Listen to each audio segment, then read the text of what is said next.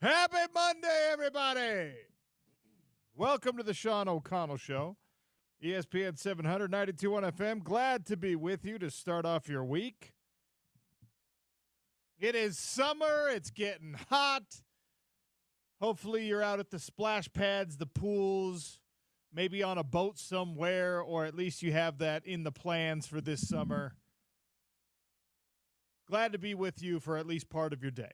If you can't catch us live, you can always find us on the ESPN 700 Sports app. That's free. Download it wherever you get your apps. We have an on-demand section there, so you can listen to portions of the show or the whole show. We've got the ESPN700sports.com website. You can find us on YouTube. Wherever you get your podcasts, you can download us there. We make it available to you in many different avenues. So even if you can't catch us live because you're out catching fish or something, we totally understand. So this happened after we closed out the show on Friday, but college sports changed forever, again, drastically, again. And we're going to get into that a lot on the show today. The House versus NCAA settlement, what it means for college football, college basketball, college gymnastics, college everything. We are 82 days away from Utah football kicking off against UCLA. And when that happens, you are going to be watching paid athletes paid by the school, run out against UCLA. And those Bruins are going to be paid athletes running out against your University of Utah football team. Really crazy to think about that. Tom Callahan's going to join us to talk Stanley Cup Final. We're tied up 1-1, Florida and Edmonton. NBA Finals the same, 1 apiece for OKC and for Indiana. Scott Mitchell's going to join us at noon. He just finished up the Down and Dirty. Kristen Peak, NBA draft analyst. We're going to get into a lot of stuff today.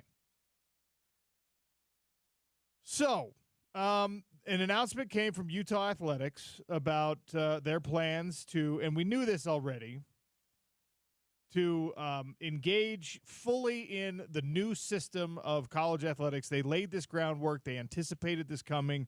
Actually took a little longer than we thought, but as soon as July 1st, you're going to see the University of Utah distributing some of its revenues to players directly.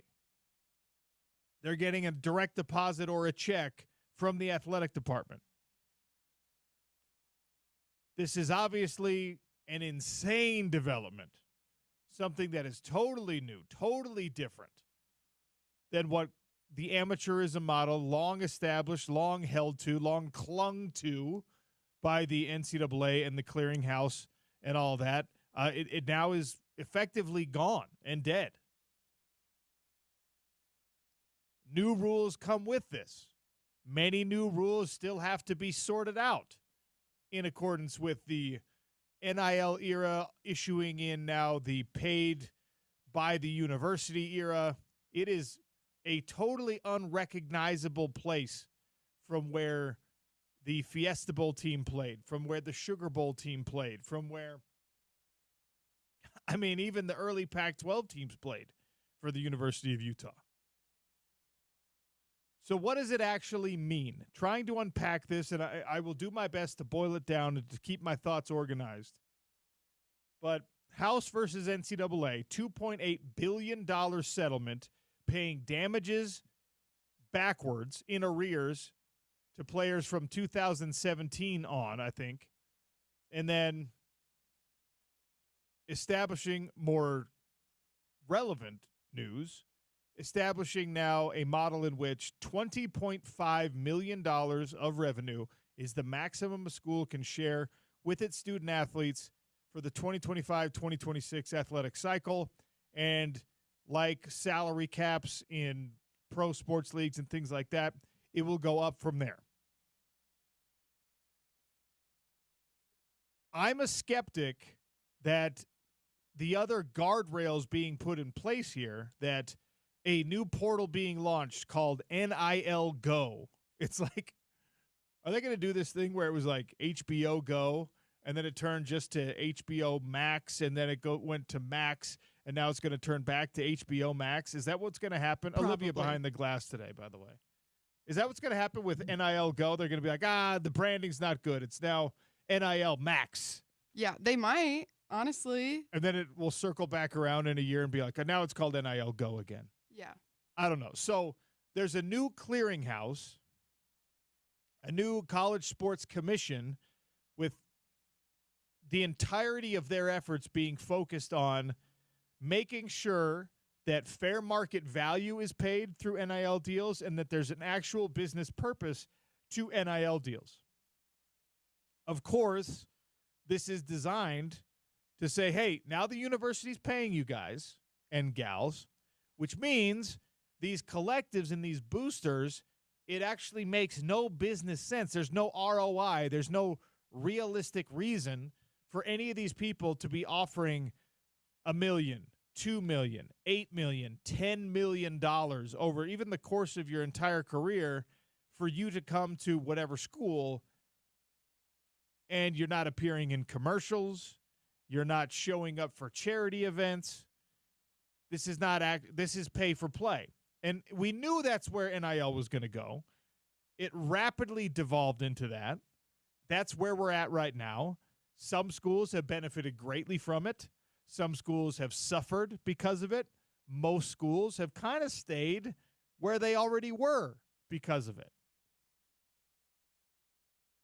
You rewind far enough, and I can confidently say this because I was on record in saying it and on the air when I said it. Like, for most schools, it wasn't going to change the stars. NIL wasn't going to change the stars.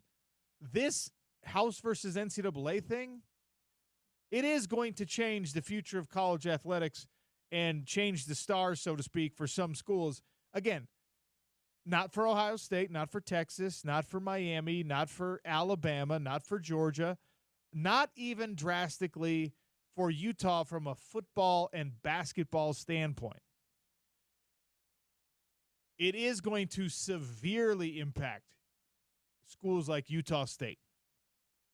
It is going to severely impact schools like Weber State, Southern Utah, University of Wyoming, University of Hawaii. Boise State is an interesting one for me. They've established themselves effectively over the course of nearly 3 decades now as a football power of sorts. Does this level the playing field for them the way that it was supposed to?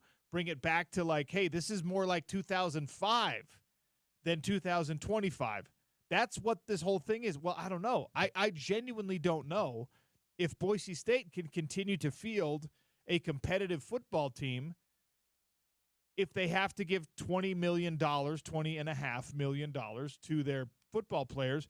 What does that mean for the rest of their athletic department? And, of course, that 20.5 doesn't go only to football, but we don't know exactly the percentage. We know that the lion's share of that 20.5 is going to football, basketball, revenue-producing sports. The irony, the cruelty here is that House versus NCAA is named for a swimmer who brought this case up, and this case now is going to at least contribute to the demise of many a swimming program around the country, because athletic departments have to start trimming the fat, have to start figuring out, can we afford to do this? I was speaking with somebody with knowledge of the situation. I said, how's this going to change things for Utah State? Their answer was, it's not, because we don't have $20 million of revenue to share. Well, that obvious. You don't have lucrative television contracts. I mean, even BYU and Utah don't have hyper lucrative television contracts.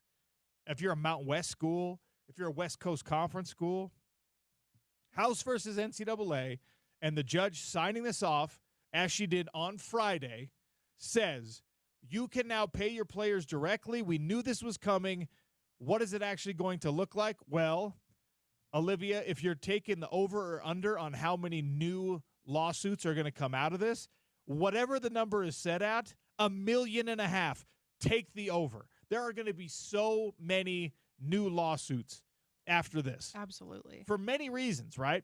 Because people who are in this class are going to say, all right, well, we get whatever it is, $5,000 each because there's 100 and something thousand athletes in this class.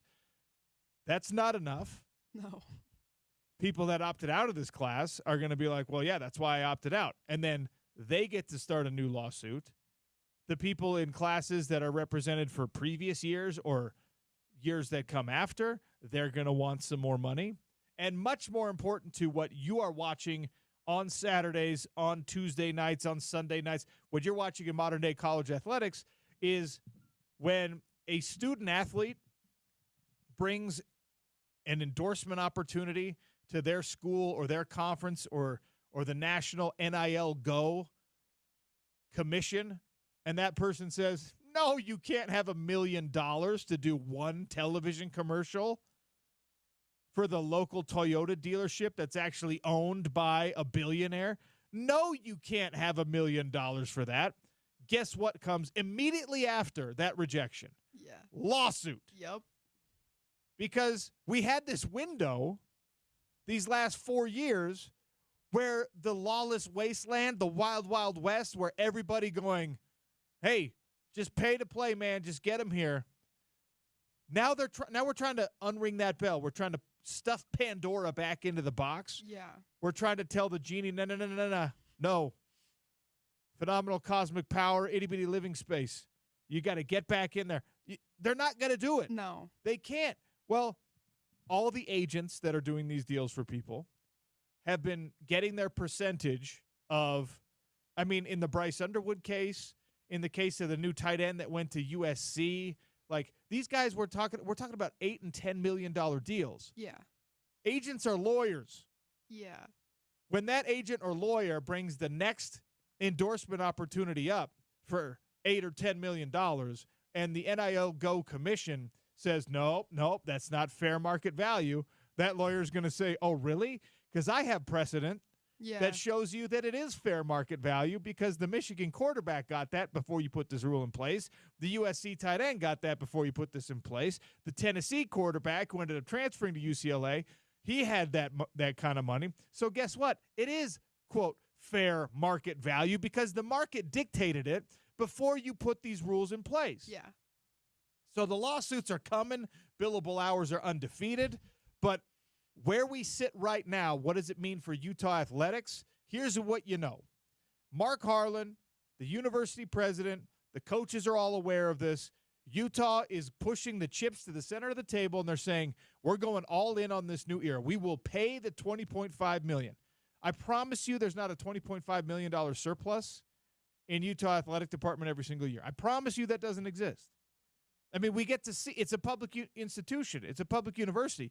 You get to see the operating losses or the operating profits every single year based on tax records and whatever else if you want to. We saw that the transition into the Big 12 Conference saw Utah athletics lose money in their first year transitioning over. Yeah. Lost money. Now, whatever that number was, I don't have it off the top of my head, whatever that number was, add another $20.5 million, and that's now the new loss for Utah athletics. And I promise you that there are people out there working to say, whoa, we can't sustain that. So what does it mean? Well, it means private equity gets involved. It means that you sell off portions of your athletic department rights to businesses that help you keep it alive. It means that your television revenues need to get better. It means that your loyalties to the Big 12 Conference are only as strong as that thin sheet of paper that you signed. It means that you are still in a place where you have to maximize money. And my hope is, and I think that Utah is going to be okay, but my hope is that when trying to find more money in order to pay this bill, because the bill comes due every year, and it increases every year. $20.5 million this year, probably $22 million next year, probably $23.5 million the year after that. Maybe you got to adjust for inflation. It goes up higher than that. The bill's going to come due every year in college athletics for BYU, for Utah State, who already can't afford it, for Arizona State, for everybody, okay? And when that bill comes due, my prayer, my hope is that there's not a terrible decision that has to be made. You know what? We can't afford softball anymore. Yeah. That costs us a lot of money. Right now, the announcement that came from Utah Athletics is we're going all in, and we're actually going to add scholarships. This is going to create more scholarship opportunities on our campus because the new thing is roster limits, not scholarship limits. Yeah. In football, in every sport, okay? And Utah has said we're going to invest another $1 million+ in scholarship money. All right? They prepared for this.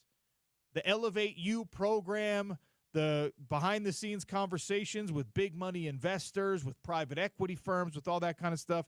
They got ready for this eventuality, and you got to applaud the athletic department and the university at large for knowing that, like, this was a domino that eventually had to fall, and when it did fall, you had to be ready for it. And most big-time programs around the country are. Like, imagine today being the athletic director at Oregon State University, at Washington State University, at any of the school, at UNLV, any of the schools that are going to end up in the reconstituted Pac-12. Because you're like, okay, if we want to compete in football and basketball with the big boys, this is how much it's going to cost us. In addition, by the way, to all our current operating costs, which are already putting us at a loss year over year, we got to add another $20-ish million to this. And our television revenue is not going to go up significantly. Oh. It's probably going to continue to go down or to level off because the product of what we have now is no longer UCLA, USC, Oregon, Washington, Utah, Colorado. It is now, all respect to the Aggies, it's Fresno State, Utah State, right? Imagine being the athletic director there. You're just like, There's no way. How do I do this? I have to cut programs. Yeah. I have to find other ways to make money. We got to start putting, it's going to be like European soccer. You like the Utah State jersey doesn't say Utah State on it anywhere. It just says Maverick across the front. Yeah. Like the sponsor now becomes the main billing. Yeah, that's just what the name And look, is. if that's what it takes to keep these programs alive, fine.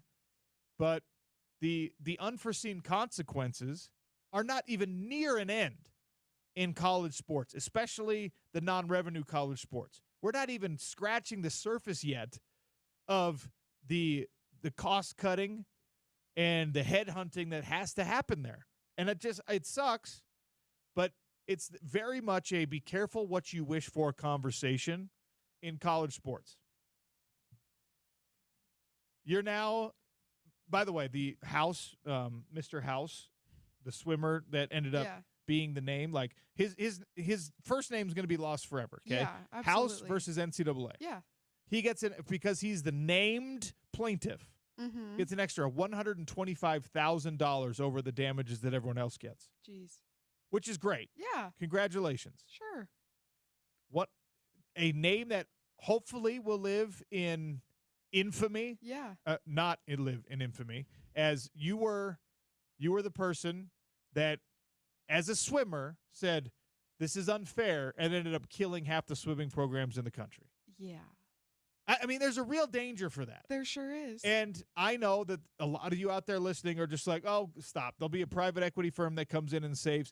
Yes, at Utah, that's an option. At BYU, that's an option. It's not at every school, At though. Cal and Stanford, those, like, if you're at Wichita State right now and you're playing basketball there, you're like, okay, we're going to be fine. Yeah. If you're running track or swimming or soccer, or I don't even know what varsity sports they have. Yeah. Lacrosse, you're just like, great, we're screwed. Yeah.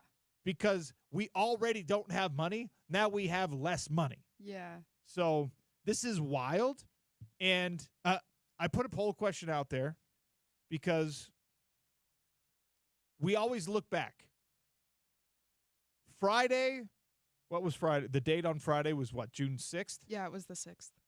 Friday, June 6th, the judge signed off on the settlement and said, all right, here's how it is. You got to pay $2.8 billion in damages, which, by the way, even big sky schools have to help pay those damages. Where's that money coming from? Mountain West conferences have to help pay those damages. Where's that money coming from? The NCAA is not footing that bill all by itself. Conferences have to do that too. Where the bleep is that money coming from? Okay, so that right there is already a big question. Okay, $2.8 billion in back damages, which, by the way, aren't significantly going to change the life of anyone in that class because there's so many athletes in the class.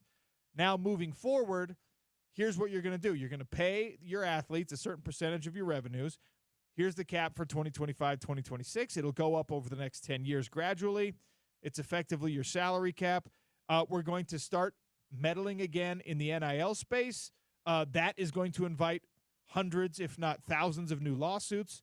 That's not my business, though. I'm just the judge on this particular case. I'm instituting roster limits instead of scholarship limits. And this is maybe the most aggravating thing that I've seen.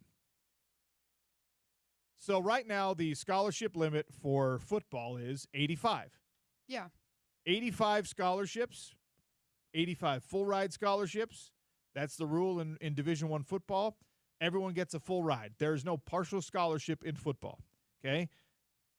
That number now increases to 105 because you have a roster limit of 105, which means that if you want 105 players on your team, which every coach already has, usually has more than that because of walk-ons, you're probably going to have to provide for those scholarships. You're going to have to pay those people now. The walk-on is dead in at least Power 4 football. Yeah. No one's keeping a roster spot open for a walk-on. They're either saying you're good enough and now you get a scholarship, or they're saying, all right, you go find somewhere else. And that trickle-down effect I don't think is going to be altogether bad for lower levels of football because there's plenty of guys that are walk-ons at Utah right now that could be bigger-time contributors at smaller schools, right? That's fine. That's great, whatever. But, again, they changed that limit in football. And this is where it gets just absolutely silly because so the old scholarship limit for baseball was 11.7. Baseball scholarships were most often divided up. Yeah. You get the tuition, you get the books, you get the meal plan, you get the whatever, right? Yeah. Very rare for people to get the full ride baseball scholarship. The new roster limit for baseball is 34. And the College Sports Commission, the official body, put out this list, by the way. So there's 3 columns here. Well, there's 4. The sport, old scholarship limit, new roster limit, and then potential increase in scholarships. Olivia, potential increase in scholarships, that column is the most patronizing, unnecessary, and ridiculous thing to put on there. Baseball, you could potentially have now 22.3 more scholarships. Raise your hand if you think any of the schools that now could pay for 22 more baseball scholarships are actually going to do so. No. No shot. Basketball. Okay, men's basketball, 13 old scholarships. Now that roster limit goes up to 15. 2 more scholarships. Okay, all right. Yeah. That one's not crazy. Maybe. This is a wild one. Yeah. Acrobatics and tumbling, which I think is the official name for cheerleaders. Yeah, probably. In the NCAA scholarship realm. The old scholarship limit, 14. The new roster limit, 55. Uh-huh. Yep. Yes. Schools are definitely going to pay for 41 more cheerleading scholarships. No. While they're also trying to figure out where the extra $21 million is coming from. Yeah. Beach volleyball, 6 scholarships previously. Now you can go to 19. Absolutely. No. 13 more scholarships are just going to materialize out of thin air. Women's bowling, 5 scholarships before. Now you can have 11. Cross country. In men's cross country, 5 scholarships in the past. Now you can have 17 people on your cross country program. Oh, my goodness. 12 new scholarships you get to pay for. Do you see the point I'm trying to make here? They make this rule, this new scholarship limit, this new roster limit, instead of just saying, all right, you can have 85 scholarships. They're like, yeah, you can have bigger teams, but you got to pay for all of them. Yeah. You got to give everyone a scholarship. It's going to kill sports. So many schools. The the idea that they're just like, look at all the potential new scholarships we've created, while also telling the schools, make sure you stay in the black. Yeah. And you pay $20.5 million to the athletes that are already at your school. Yeah. Someone in that room raised their hand and was just like, we don't have an extra $20 million. Whoops. Yeah. Better figure it out. So, and by the way, I've been ranting so scatterbrained. We haven't even talked about how effective the enforcement for the NIL Go is going to be. We haven't even talked about whether or not you're going to grandfather in people on these new roster limits because there's no clarity there. There's going to have to be some kind of like conference level NCAA. Like, imagine you are currently a walk-on at the University of Utah. I lived that life, all right? It is far from glamorous. It's a little better now than it used to be. Yeah. You get a lot more gear from the team. So your wardrobe probably as a poor college student is mostly free gear, Under Armour Red from the University of Utah. You now have access as a walk-on to the nutrition and the tutoring facilities. Was not a case when I was a walk-on back in the day. You couldn't eat the team meals. Your teammates had to sneak you the food. Now you have Chef Pete up there does a phenomenal job. They have a great program for all the student athletes, that beautiful facility. You're a walk-on at the University of Utah. That is right now, that is several $1,000s you don't have to account for because you don't have to buy groceries. You can just go and eat at the facility if you need to. And you probably need to because you're poor as a walk-on, all right? Yeah. And more importantly than that, that's the practical stuff. More importantly than that, you get to live your dream. You get to play football. Yeah. You get to have the camaraderie and you get to chase this thing that nobody thinks you're really good enough to do. Yeah. Right? The coaches didn't give you a scholarship. Your high school coaches are like, you should have gone to a smaller school. You could have got a scholarship there. Yeah. You know what I mean? Like, you should have gone the JUCO route. And you are an idealist and an 18 or 19 or 20-year-old believer in yourself. And you know what? Chances are you're wrong. I lived that life, but guess what? At least you gave it a damn try. Yeah. And now somebody's going to walk up to you in the next week or so, if it hasn't happened already, and say, hey, you're number 106. Yeah. We don't have the money for you. We don't have a spot for you. Yeah. You got to go, kid. Get out of here. Crush your dreams. There's like 130 people on the program right now. Yeah. And guess what? Most of those walk-ons know they're not getting a single rep. Yeah. And they're showing up to practice anyway. This is so tragic from the, hey, we got 105 spots now. What number am I? You're number 109. Ugh. Oh. Heartbreaking. Okay. Yeah. So thank you for your service. Oh, no. You got to go. I think they have access cards. Yeah. Right? They to just the facility. don't let them in. They're just like, we've deactivated your card. magnetic card. Yeah. Do you know how heartbreaking that's going to be? That's so devastating. And look, there's conversations about who gets grandfathered in and whether or not you can allow people who are already on the roster to stay on the roster before you impose whatever.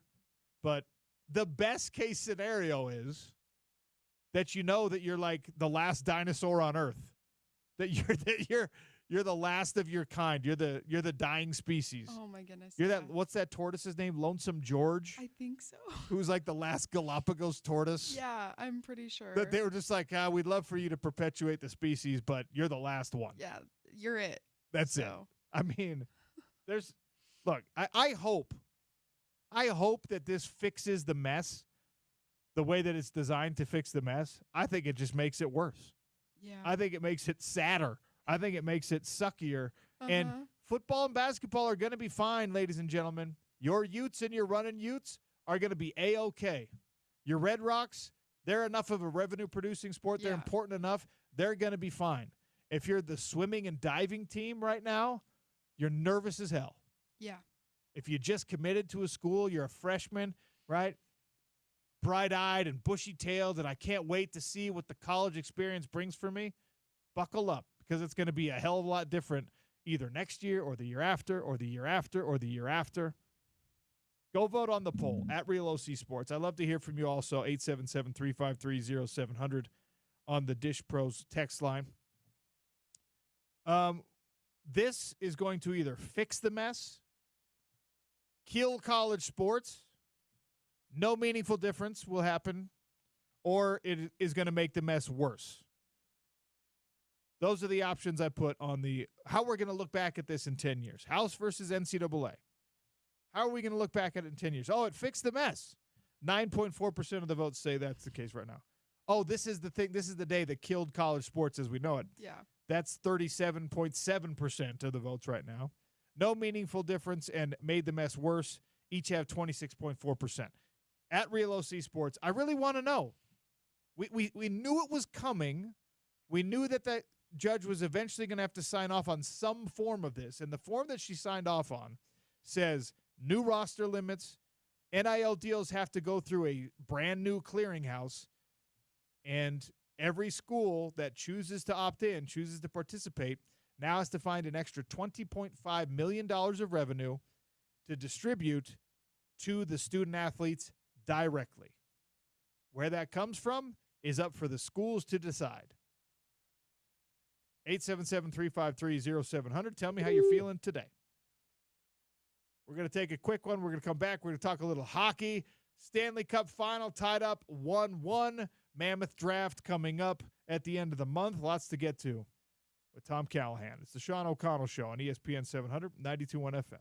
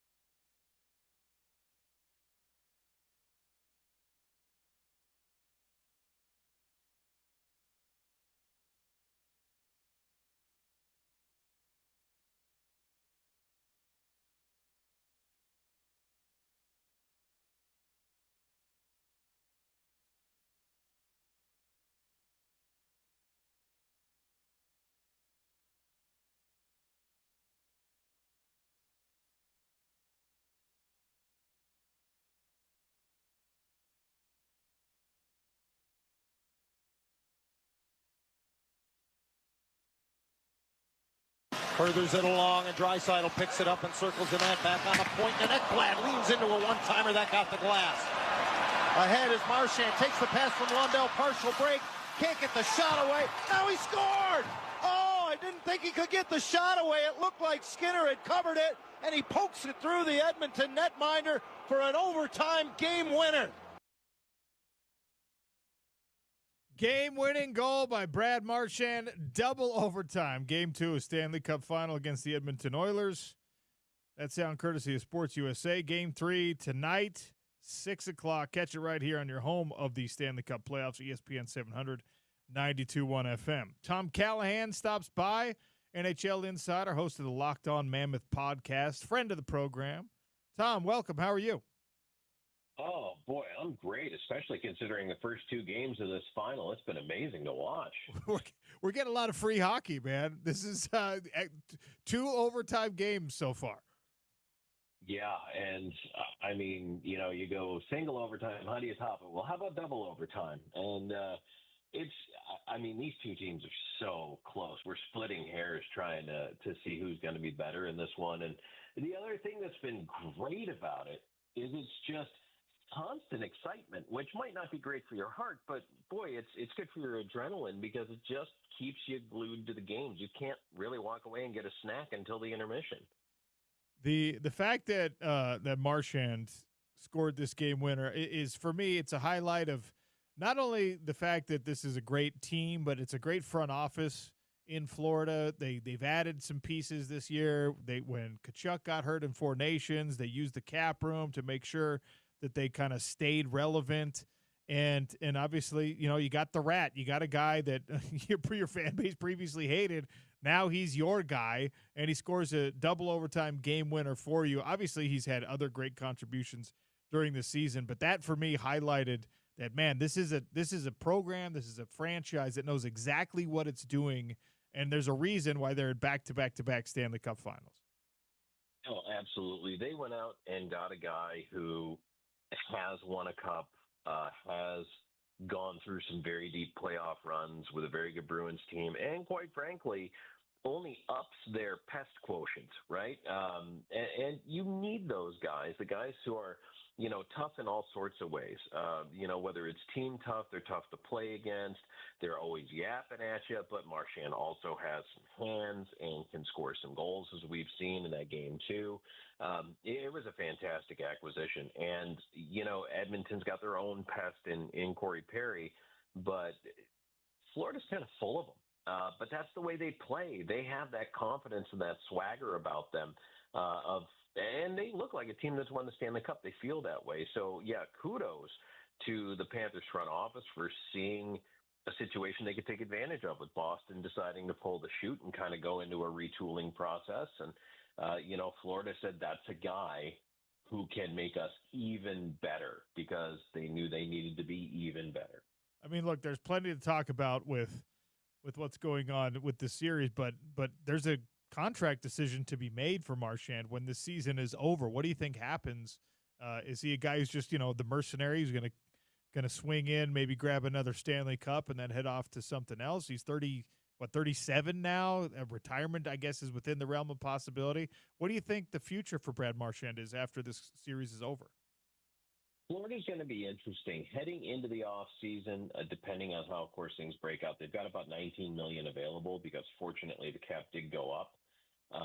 Them fitting Marchand in there right now is, I'm not going to say it's not doable, but they really would have to kind of have some conversations here about what he would want to make at this point in his career. Does he want to try to go for another cup with them? I mean, he was just a little over $6 million, you know, last time around, but I think at 37, if you want to take another kick at the can and you want to try to win again, you're going to understand that's probably going to come at a personal cost as far as your checkbook. Now, can Florida fit him in? Yes, they can, and they might find a way, but it might be substantially cheaper than what he was making. But boy, Florida with him in the mix, I love the way they look. They've got some big decisions to make. They've got Sam Bennett going UFA, Noshik, Marchand obviously is a guy you talked about, so they've got some thoughts. And now all of a sudden, Nate Schmidt, who's been a journeyman defenseman, kind of shows up and is leading them in scoring in the Stanley Cup Final. So, and Aaron Ekblad, the UFA, are those guys going anywhere? I don't know. I would hazard a guess that one or two of them are, because I don't see how you keep the whole team together. But that's the cap era. All right, so 1-1 split in Edmonton. Is that, if you're an Oilers fan, if you're on this roster right now, are you saying, okay, 1-1's fine, or are you kicking yourself because you needed to get 2 on home ice? How do you feel about where this series is at from the Edmonton perspective? It was kind of interesting after game one. And mind you, the game went to overtime, so it was 1 goal, 1 break, 1 bounce either way. It was interesting to hear some of the national media talking about how they almost felt game 2 as a must-win for the Panthers, even though they were heading home. And the Panthers just in the previous series lost the first 2 games and still rallied to win the series. I thought that was a little odd. To be honest with you. And it really pointed to, I think, the impression of power that the Oilers have and how well they're playing. To me, I don't know that leaving with a split is all that bad for Edmonton. I know it's kind of funny. It went from, it's a must-win for Florida, and then when Florida did win it, everybody went, well, what's wrong with Edmonton? Well, nothing's wrong with Edmonton. This is a close series. It's going to be a difficult series. It's going every bit of 7 games, I think. I think the Oilers now do need to focus on a split in Florida, but if they get that split in Florida, they still hold home ice in this series. So, which is super important. And I think that it's not the worst case earning a split. The split was the goal of the Panthers. It's what they got. Certainly you wanted to win both at home, but you played them so close. I don't think at the end of the day, the Oilers are saying to themselves, boy, we needed both games or now we can't win the cup. I think they believe in themselves. They've faced some tough competition this year. And quite frankly, their superstars are playing well, which is very important. They're getting contributions from the guys you want to see contributions from. So I'm not concerned for Edmonton. Tom Callahan, my guest, talking some Stanley Cup Final, Locked On Mammoth podcast. He's your host, and he knows all you need to know about the NHL, which is why we can talk so in depth about this Stanley Cup Final. You just mentioned, getting contributions from the right guys, and you got to have your stars step up in big games like this. We've talked about it on the basketball side. You got to talk about it on the hockey side. I mean, we saw McDavid and Perry and Draisaitl combine for that game-winning goal in Game 1. And on the flip side of this, is Florida – Marchand, I think, probably answers this question, but is Florida getting the big-time contributions from the guys you thought they would, from the Barkovs and from the Tkachuks, and I guess if you put Marchand in that category? It's those contributions for Florida are, I suppose, less concentrated than they are for Edmonton. For the Oilers, obviously, everything begins and ends with McDavid and Draisaitl.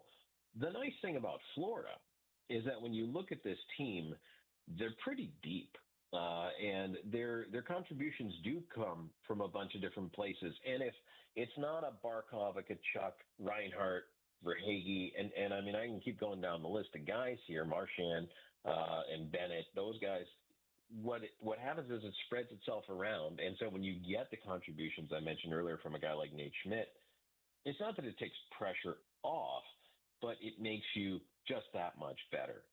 And the other thing, too, and this is something for folks who either listen to the games here or watch, you'll notice a lot of the contributions that the guys in Florida give you is that edge mentally, that edge physically. It might not show up on the score sheet, but a guy like Barkov is working so hard out there. There's a reason he's a leader on this team. And does he show up in the score sheet every single time? No. When he does, it's great, and he's a very gifted player. But, he's out there getting into the corners, winning those battles. Tkachuk is doing the same thing, and every single time there's a whistle, Tkachuk, Bennett, those guys are right there. Marchand, they're right there, and they're just stirring the pot.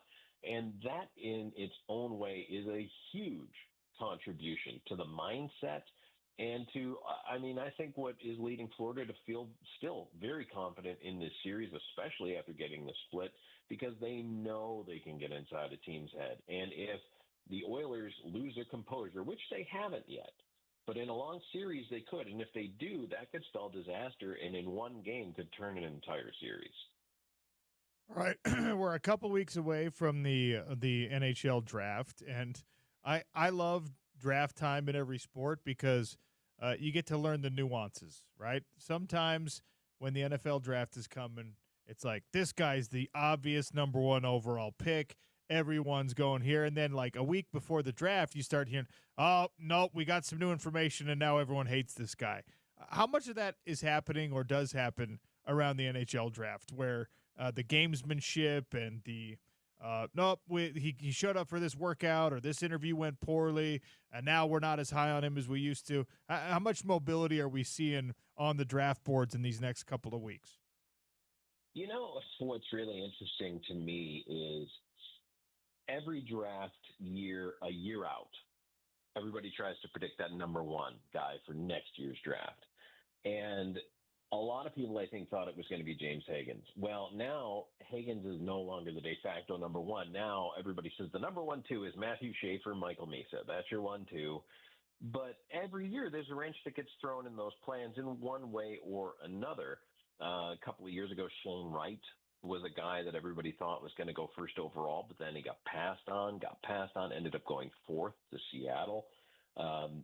It's really, you don't know till you get there. Now, look, this year, do 99% of people around the NHL, including me, think Matthew Schaefer is going number one to the Islanders? Yes. Does that mean it's going to happen? No, not necessarily. There's, rumors that the Islanders actually like Higgins. He's a New York guy, was an Islanders fan growing up. Could they shift back in the draft and still get Higgins where they want to get him? Possibly. So it really depends on what you're shooting for. I think Misa is probably also going number 2 to the Sharks, but if San Jose decides they want a different center, if they go to an Anton Frondel, let's say, then that could kind of shake it up, or they go for Higgins maybe. So that could shake things up. I think that, as you get into the draft position, every year it's different. Some years you feel like there's a set top 5. Some years you don't even know who's going to be number 1. And as a matter of fact, even heading into, to talk about the Stanley Cup final now, the year that Jack Eichel and Connor McDavid were in the draft, a lot of people called it the McEichel draft for a long time because those two were interchangeable. Who's going to be the number 1? Now, over time, I think McDavid's the better player, although Eichel now has a Stanley Cup with Vegas. But, that's the beauty of it. It is fun. You're right. It's fun going into the draft because these things change. A player gives kind of a weird answer to a question, or they find something out and they're like, you know what, maybe this guy's mindset or whatever just doesn't match what we want. It can easily flip. And then trades happen. If somebody dangles something the Islanders can't resist, Matthew Schaefer's not going to the Islanders. He'll go to whoever trades up to number 1. For the Mammoth specifically, are you a best player available guy or like draft for your positional needs? No, I'm best player available. And I have a baseball example as to why, and I'll tell the story very fast, but I'm a Toronto Blue Jays fan by birth. And way, way back in the day, the Toronto Blue Jays went into a draft deciding they needed a catcher, had to pick a catcher. Well, Blue Jays' time to draft came around, and they, instead of picking the best player available that their scouts had listed, they picked a catcher who never ended up doing much in Major League Baseball. Had they picked the best player available, they would have picked Roger Clemens. So I think you pick the best player available. And if you're on a team laden with defensemen, but the best player is a defenseman, believe me, it's not going to hurt you to have that guy in your lineup 4 or 5 years from now. You're not drafting for tomorrow. You're drafting for 3-4 years down the road. So, best player available always for me. Well, we hope that's exactly how it shakes out, and maybe the Mammoth will be in the mix with some of those things at the top. I have no idea what Bill Armstrong and company plan on doing, but you got lucky moving up from 14 to 4, and that's something every time I remember puts a smile on my face because everything else is, everything else draft related on the basketball side. We're like, oh no, how did this happen? But for the Mammoth, it's been a good few weeks. You know what? It really has, and it's been a lot of fun to watch. You're right. So maybe fortune is smiling on the Utah Mammoth, and fans can kind of gear up for a tremendous upward trajectory of this team. Maybe they're challenging for a cup in a couple of years. Let's keep our fingers crossed for that. As always, I appreciate your time and your insight. Thank you so much, Tom. Absolutely, Sean. Thanks for having me on. Great stuff, as is always the case, from Tom Callahan, host of the Locked On Utah Mammoth podcast. Just an absolute encyclopedia of hockey knowledge, and you love it. All right. This is a couple days old now, but we got to talk about it. Derrick Henry, all-everything running back for the Baltimore Ravens, has another incentive in front of him to lead the league in rushing this year. I'll tell you what it is next on the Sean O'Connell Show. ESPN 700, 92.1 FM.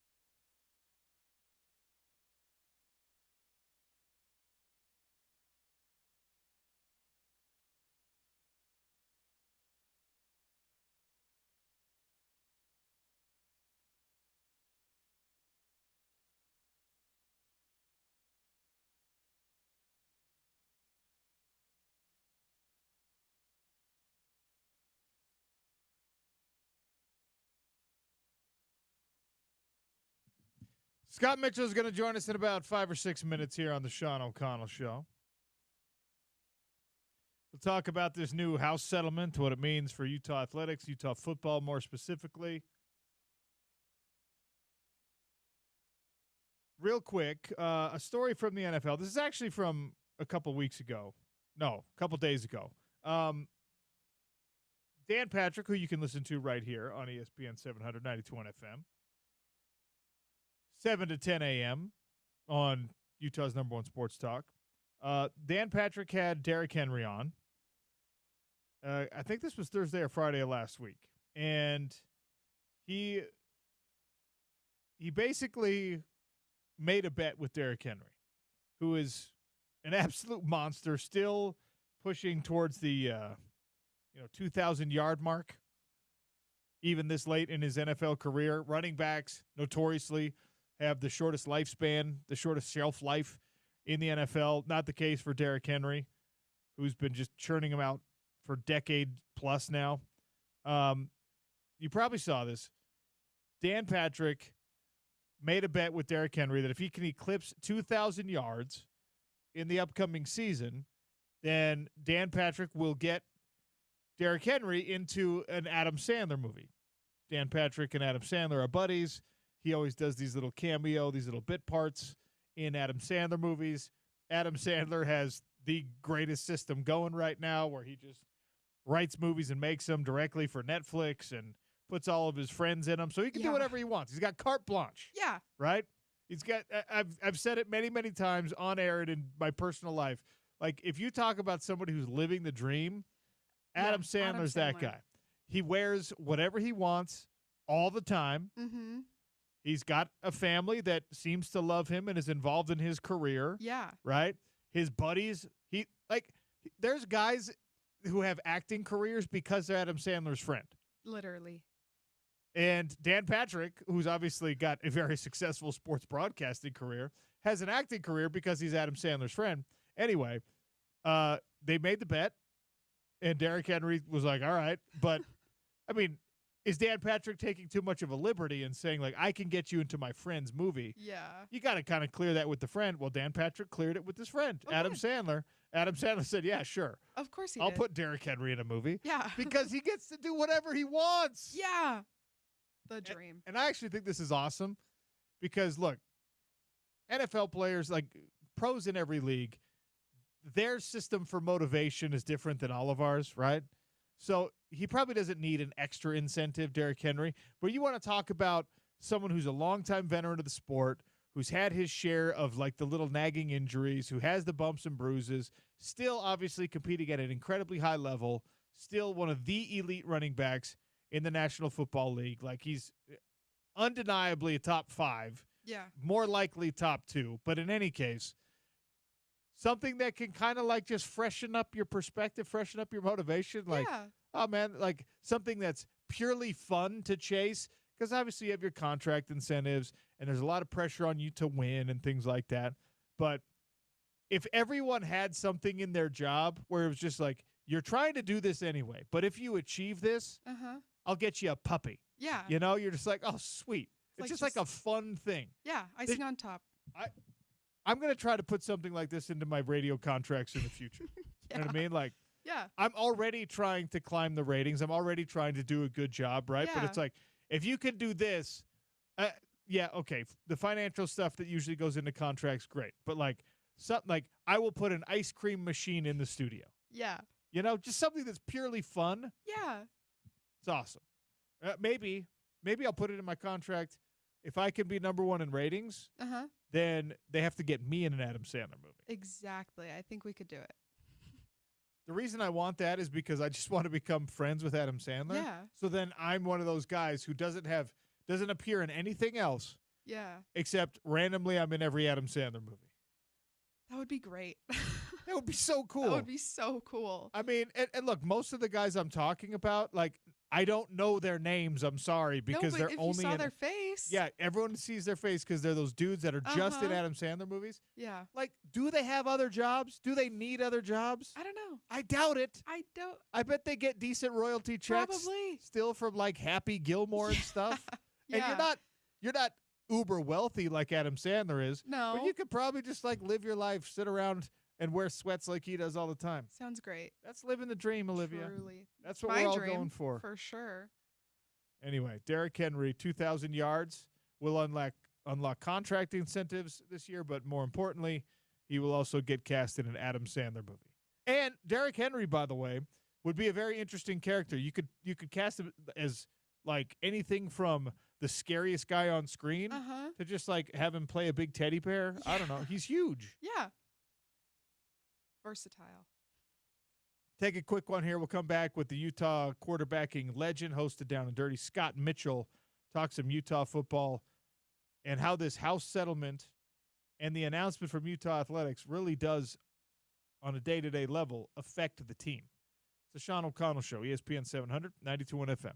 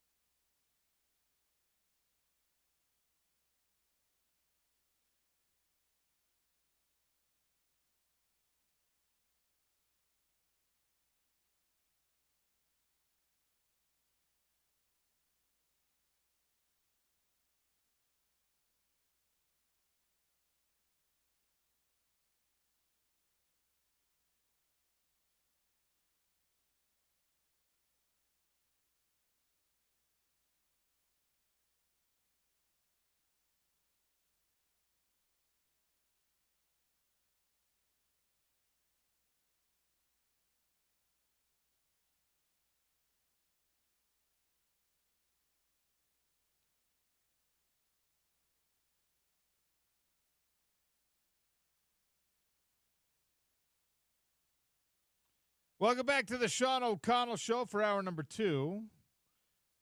On a Monday, we check in with Scott Mitchell, host of Down and Dirty, right here on ESPN 700, Utah quarterbacking legend, color analyst on your Utah football radio broadcast. 82 days away from the Utah football season kicking off. That night game against UCLA will now feature, for the first time, 2 football teams where the athletes are paid by their universities directly. The House settlement was approved last Friday, which means you're expected to pay your teams. And Mark Harlan and Utah Athletics announced that they plan on doing exactly that. Those payments could begin as early as July 1st. Wild times in college sports. Scott Mitchell mentioned these things on the Down and Dirty, and now we talk about them together here on the Sean O'Connell Show. Hey, Scott, welcome. How are you? I'm doing wonderful, Sean. Yeah, crazy stuff. I just think this is the beginning of it. I don't think this is the end. I don't even think it's the solution ultimately, but it's certainly unprecedented territory. Well, I'm glad you said that. I put a poll question out this morning, and people are, I think, having a hard time forming their own opinions on this House settlement. We knew it was coming, but how are we going to look back at it in 10 years, Scott? Are we going to say, okay, we fixed the money problems with this settlement? Are we going to say this is the thing that killed college sports? Because it's not going to kill football and basketball, but it very well might kill a lot of the non-revenue sports. Are we going to look back and say this didn't make a difference? Are we going to look back and say this made the mess worse? I think it is kind of everyone coming to the reality that amateur sports and football in college aren't the same. It's really, I think this has been the whole rub with this thing from the very, very beginning. I think college football has been a business for quite some time. And so it doesn't work in the college experience. It's not, hey, let's win one for the team. There's not this, you kind of feel it around colleges. I don't know that there's the same like camaraderie, the same excitement with a lot of places about, hey, we're going to all go support our team on Saturday. It's really a business. It's a good business. It's a great business. College football is an incredible business. College basketball is a really good business as well. And so I think when we look back on it, it's going to be more of, this was the time when they finally came to the realization. They finally were honest with themselves. They finally defined what college sports are and are not.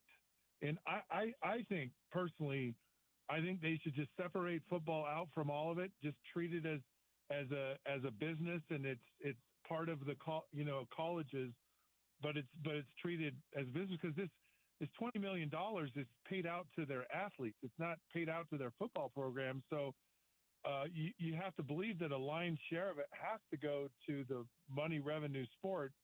So what happens to all these other sports? I don't know. I said on my show, I said, there's delineations with these programs now. There's some schools that have club sports. Lacrosse in some schools does and doesn't. There are a lot of schools that have Olympic sports, and they're highly emphasized. And maybe you have schools that do that, but if they can't survive without the funding from football, then maybe a lot of them go away. And then that brings in Title IX.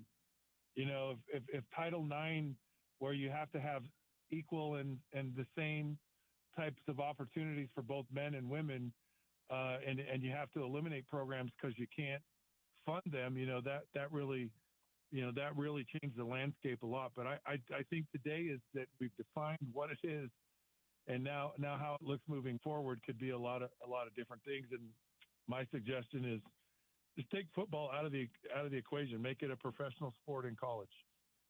How do you think this is going to affect NIL? Because part of the settlement was, all right, now we're going to establish this new college sports commission. There's going to be an app called NIL Go, and you have to clear all of your NIL deals through a clearinghouse where we determine, we being a list of random experts, I guess, we determine whether or not this is a fair market value for what you're doing, and whether it's actually for the sake of NIL what it was designed to be, and not just more pay for play. How effective do you think that enforcement's going to be? How do you think that this settlement in practice is going to affect what we do with NIL right now? All right, if we know one thing about college football, whether there's NIL or there's not, there's cheating that goes on. There's a bag man, there's somebody there. These schools, it's too important for them to win.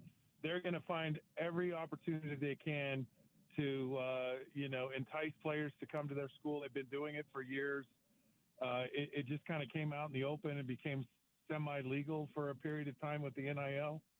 And I don't think that ever changes. I don't think it's going to change now because they have an app that says you have to. And the other side of this, fair market value, Sean, that's a subjective term. Yeah. It's like art. Art is subjective. One person can look at Picasso and go, I'll pay millions of dollars for it. And another person goes, that's the ugliest thing I've seen in my life. I won't give you 2 cents. And so to say, it's worth $1 million a day for me to have this athlete represent my business. I don't care. So how do you determine what fair market value really is? I think it's just so nuanced about all the different ways to manage or to kind of hold people in check. I appreciate it.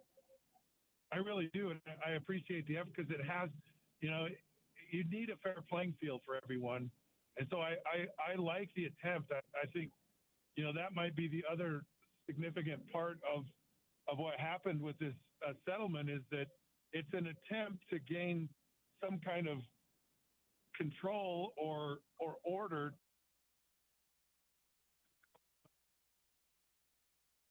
the cheating out of it. I really don't. And, it's probably all the good and honest schools will follow, but the ones that are dirty are still going to be dirty.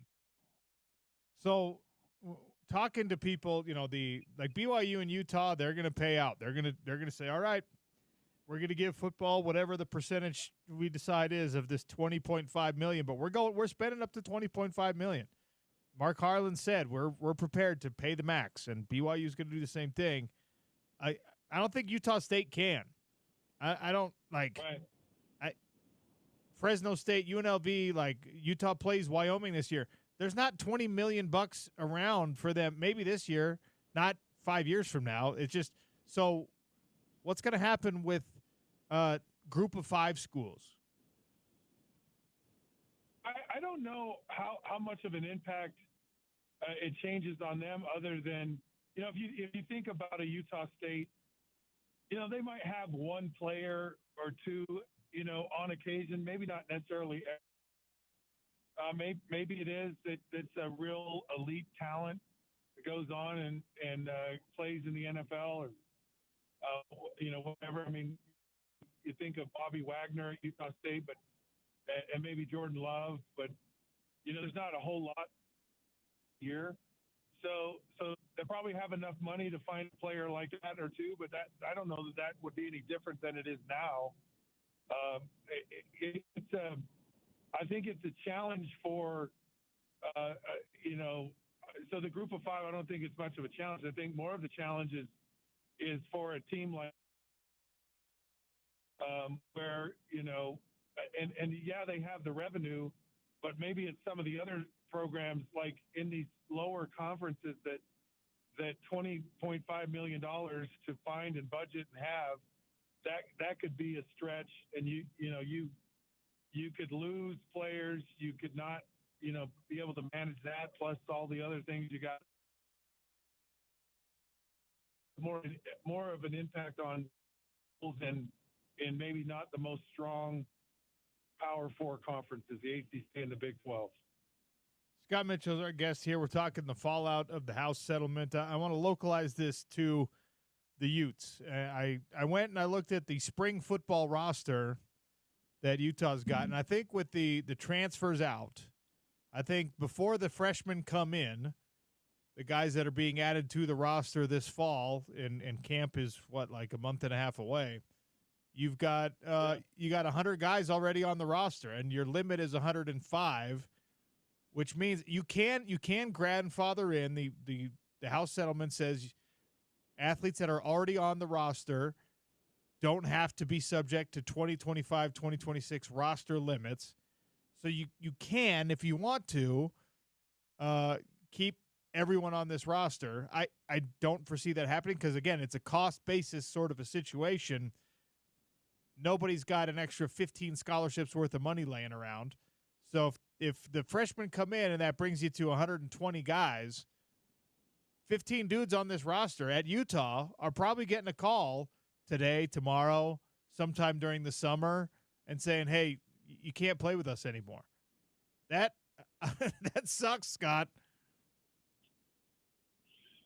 Yeah, it's a hard thing to swallow. I'm sure that, this is probably very low end of the roster, that this happens at. Because if you're a guy that, maybe is questionable and you are already in the transfer portal, I don't know how many guys it has. Coach Whittingham talked a lot about the impact it has or is going to have on how they practice. Attrition is becoming a much even bigger deal. I think the team that can handle attrition the best in college football is ones that typically have the most success. The more depth you have, the better off you're going to be as far as your team, making through the season healthy and competing for a championship at the end. But so this changes. Kyle Whittingham's been known to have very physical, tough programs, and this really changes,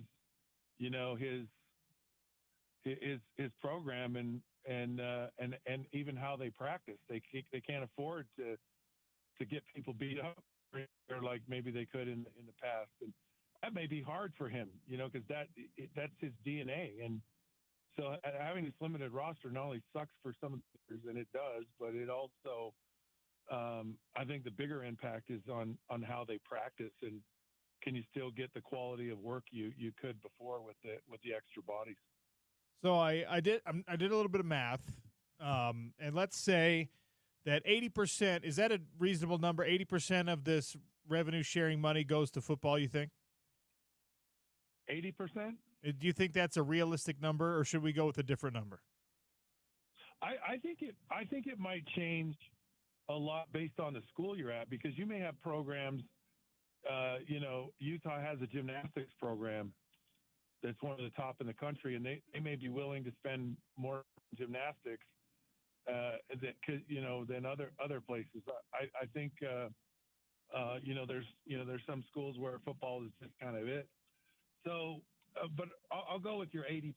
I think it may be more than that, but 80 is probably a safe number. Okay, if we go with 80%, that's roughly $16 million to be distributed among 105 players on this Utah roster. Right. That's directly from the school. I mean, let's say you do it across the board, everyone gets the same. Everyone gets $150,000 to be a college football player. That's amazing. That's a healthy salary for a grown adult with a family. But if you're Devin Dampier and you're getting $152,000, and so is guy number 104 on the roster, I mean, you've been in a locker room where these financial dynamics have been in place. I was not in a locker room where this was happening because this is long after I was a crappy walk-on. So, like, does that even play? And, of course, everyone gets NIL money on top of that. But how does the number change the way that these teams work? Well, I think, and I like that, breakdown of things. The challenge you now come into is if everyone, let's just take like BYU and Utah, and they're all working off of the same budget, and so now recruiting now becomes important again. Because this guy that because he's going to get the same wherever he goes. So the money isn't going to change, and it's not your top tier guys. Like they're just going to get more. I mean, as far as like making a locker room happy, if you could at least pay all of your players that much money, that would be huge. So it's the player. You now got to recruit them. Culture now comes back into things. I think it was going away. I don't think that's a bad thing. I think it's actually a really good thing. But then the other side of it is now NIL and your ability to be creative in NIL, to still be in the NIL market, and to be very active in it. That's going to be the difference maker.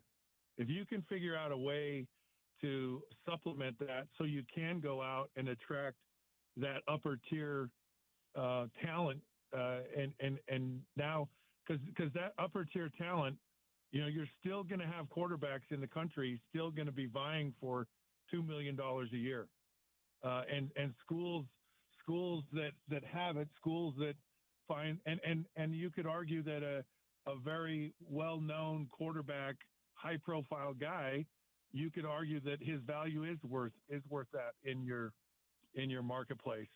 I mean, you saw that with Cam Rising. Like Cam Rising was very popular and he was well sought after, and so you could justify the value. So if you're I love the idea of spreading out the money equally, but I really think where you're going to make a difference in your program is to still be in that NIL space. So with a clearinghouse that you have to put your NIL deals through now, do you think that they're actually going to, let's say that there's a Cam Rising type player, right? A guy who has established himself. Are they going to be able to say no? And by they, I mean the commission, the clearinghouse. Are they going to be able to say, no, you can't have $1 million from the school because his agent, his lawyer is going to be like, what are you talking about? He's absolutely worth this money. It's going to be harder with freshmen that are incoming. People, high school players getting a big, chunk of change from NIL when they haven't done anything in a Utah uniform or a Michigan uniform or whatever. That's a harder case to make. But when we're talking about, Devin Dampier, if you say, well, look, I have a $1 million deal with whatever the business is, do you think this clearinghouse is going to say no, or are they just the stated goal is to try to even the playing field?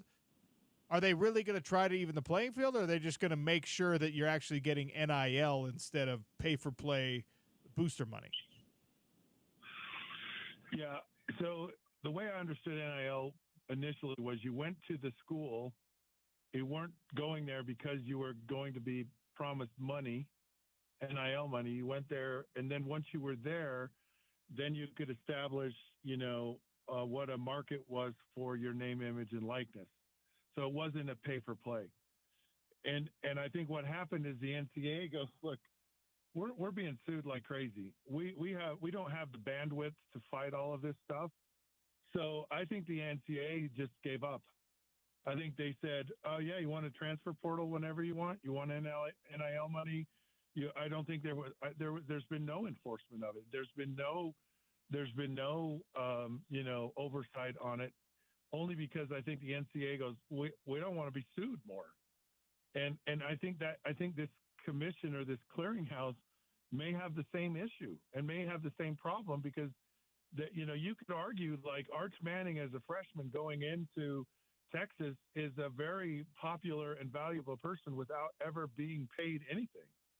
And so because he comes with some cachet, he comes with an image that is marketable. And there are other players around the country. These players, the well-known players, before they get to college, a lot of them are very well known.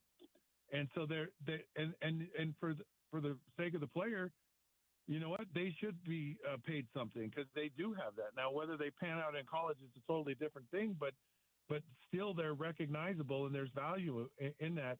And if someone's, going to kind of be the police on that, that's a scary thing. And they may just get to the point to say, forget it. They're just going to kind of lay down, and just so they don't end up in lawsuits. Or if there's a way that they can have a consistent analysis for, what a proper deal is. And if they have the ability to do that or implement that, where it's very clear, it's very cut and dried, and you understand going into it, okay, yeah, you can get paid for this, you can't get paid for that.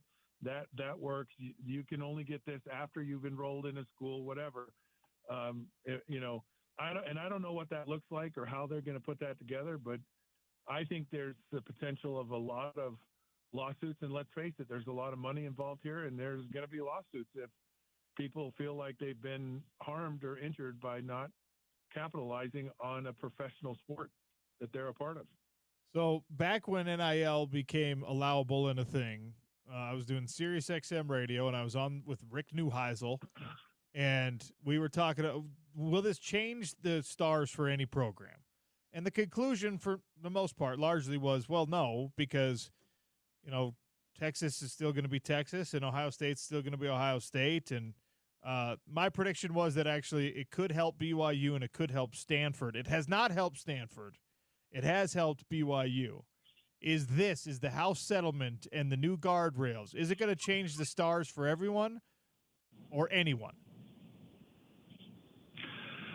Oh, I think some people will benefit from it. I really do. I think if, especially with players today knowing I don't have to go to a blue-blooded program to get to the next level. I really need to play.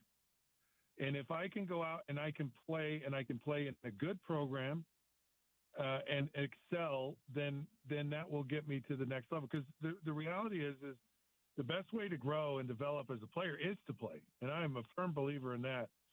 And I don't care where the level is or, what conference you are in or what color your jersey is. If you're out on the field taking reps in game situations, man, you're learning. And so these players can, maybe there could be a school they go, I don't have to go to the Blue Blood program. And that school has a pretty solid NIL strategy and they can entice me away. I absolutely think it can change a school situation 1,000%. But you'll still have Ohio State and you'll still have Texas. You'll still have those schools will never go away. They may kind of change from time to time. It may sway to Tennessee for a while and Florida and away from Georgia and Alabama. But those big programs in the SEC and the Big Ten, they're always gonna be there. Well, we're getting closer to when we get to talk about real football instead of all this crazy stuff, and I know you look forward to that as much as I do. But thanks for joining me today, Scott. Yeah, you got a great topic, and always a pleasure to talk to you, Sean. Scott Mitchell, Utah quarterbacking legend, color analyst on the Utah radio broadcasts, friend of the program, host of the Down and Dirty right here on ESPN 700 and 92.1 FM, immediately preceding the Sean O'Connell Show. I appreciate Scott's thoughts on this. Looking at where it sits with Utah football, again, we got to get a coach on. We got to talk to somebody because there is a rule where you can grandfather in players. The NCAA is allowing for you to keep the guys, the spring roster, anyone who didn't jump into the transfer portal in that spring window, the spring roster for Utah football gets to remain intact.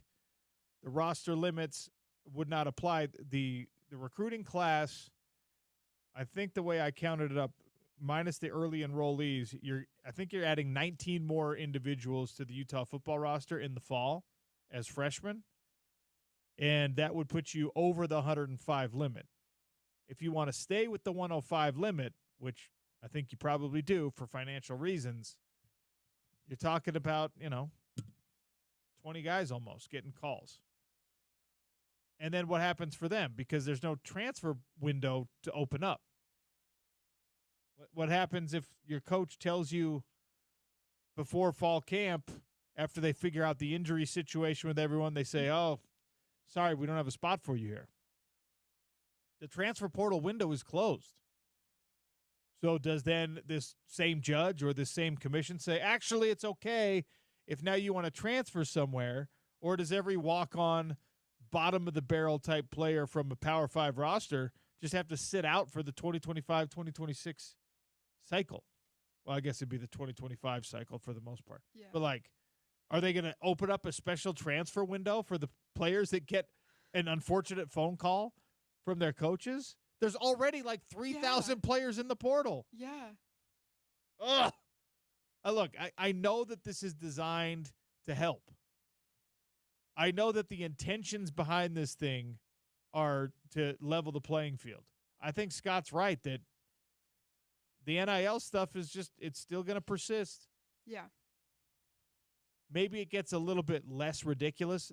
And when you've heard me say on this show that it's hard to unring bells, but we have an example of how you can actually go backwards with money. You can do it. It's been done at the highest level of sport before. We'll take a break. We'll come back, and we'll talk about where that happened. And, you know, it went relatively smoothly. So maybe it can happen in college sports. Sean O'Connell Show continues next on ESPN 700, 92.1 FM.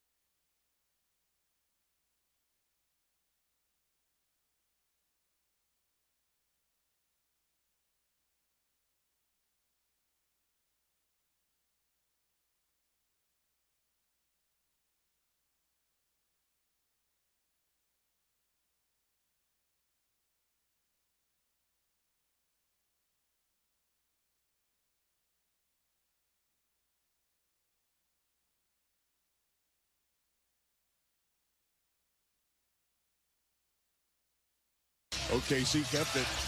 Inbound, Shea Gilgeous-Alexander. Baseline turning jumper. Yeah. 27 for SGA, and the lead is back to 20.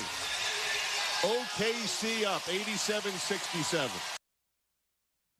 As exciting as the two first games of the Stanley Cup playoff have been, Stanley Cup final, I should say, have been, as exciting as game one was for OKC and Indiana, game two was not as exciting. Shea Gilgeous-Alexander, game two, the Pacers. That sound courtesy of ESPN. Mark Kestisher on the call. We're your home, our ESPN family here. You're home of the NBA playoffs, but that game was not as sexy or fun. It was a relatively comfortable lead most of the way through for Oklahoma City, and Indiana's going to have to figure it out. Now, they did steal one. They stole game one, which means the series is still very, very interesting, but that was a vindicating performance for all the folks that said OKC is just way too much for Indiana. That was that was a performance that probably made you think that if your prediction sounded like that, you made the right call even after the upset victory and the Tyrese Halliburton buzzer beater in game one.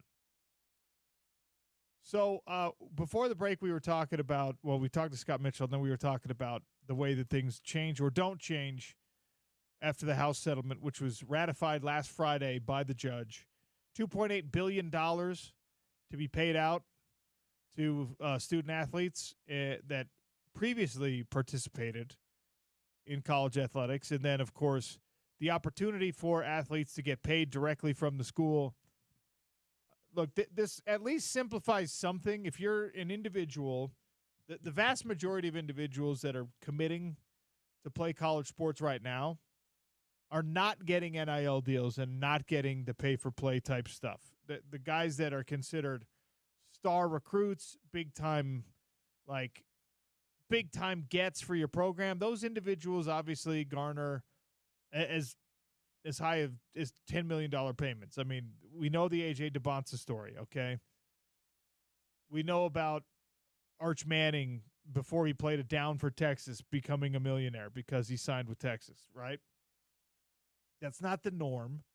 There's 25 or 24 guys in the class, this year's class, the 2025 class for Utah football, and most of those guys probably got like some kind of promise for money, but you're not talking about these dudes getting $1 million paychecks. So what is it actually going to look like? If the athletic department determines that 75, 80, maybe 90% of revenue from the $20.5 million that the settlement establishes as the salary cap effectively for this year, how much you paying these guys? Well, if there's 105 individuals on your roster, then those guys are going to get $150,000 each, basically. That's a nice, simple, round figure. If I'm a college athlete who's not like a big-time, oh, my gosh, you're the top player in your class, but you're just like a roster filler type guy, $150,000 is well worth your time. College athletics are difficult. College football is a difficult sport to play. It's a lot of time. You got film, practice, study hall, lifting. You're committing a lot of your time. It's a full-time job. If you're a 19-year-old making $150,000 per year this year and $160,000 next year and $165,000 or $168,000 next year, like the lowest man on the roster leaves with a nice little nest egg, hopefully. Hopefully you don't burn right through it. That's great. The concern that I've had and a lot of people have had is that you're not going to be able to limit this. This is great coming from the schools, whatever. You can't limit the compensation to only that. You still have to allow NIL opportunities, and the NIL opportunities that have gone completely insane, that have given you these $30 and $40 million rosters in college football. Like, how do you put that back? How do you walk that back? And in most things, you don't get to reduce the cost. of doing business. It's just we don't do that in America. You don't do that in life. It's very, very rare that you get to say, all right, you know what? I paid, $40,000 for a car 5 years ago. I'm going to get a very similar car, and it's going to cost less now. That just doesn't happen. I know the housing market has gone up and down, but realistically, it hasn't gone down sustainably for a long time. So how do you reduce the cost of something for these schools? How do you unring the bell and tell these student athletes and their agents and their parents and everyone else who's invested that, nope, you don't get this much money anymore? There is precedent for it, Olivia. We've seen it. It's rare, but this happened in the NFL. They, of course, had the benefit of collective bargaining, and in that collective bargaining negotiation, the bulk of the players were veteran players who were just like, yeah, stop paying the rookies $50 million guaranteed on their contracts. You don't even know if they're going to be good. Yeah.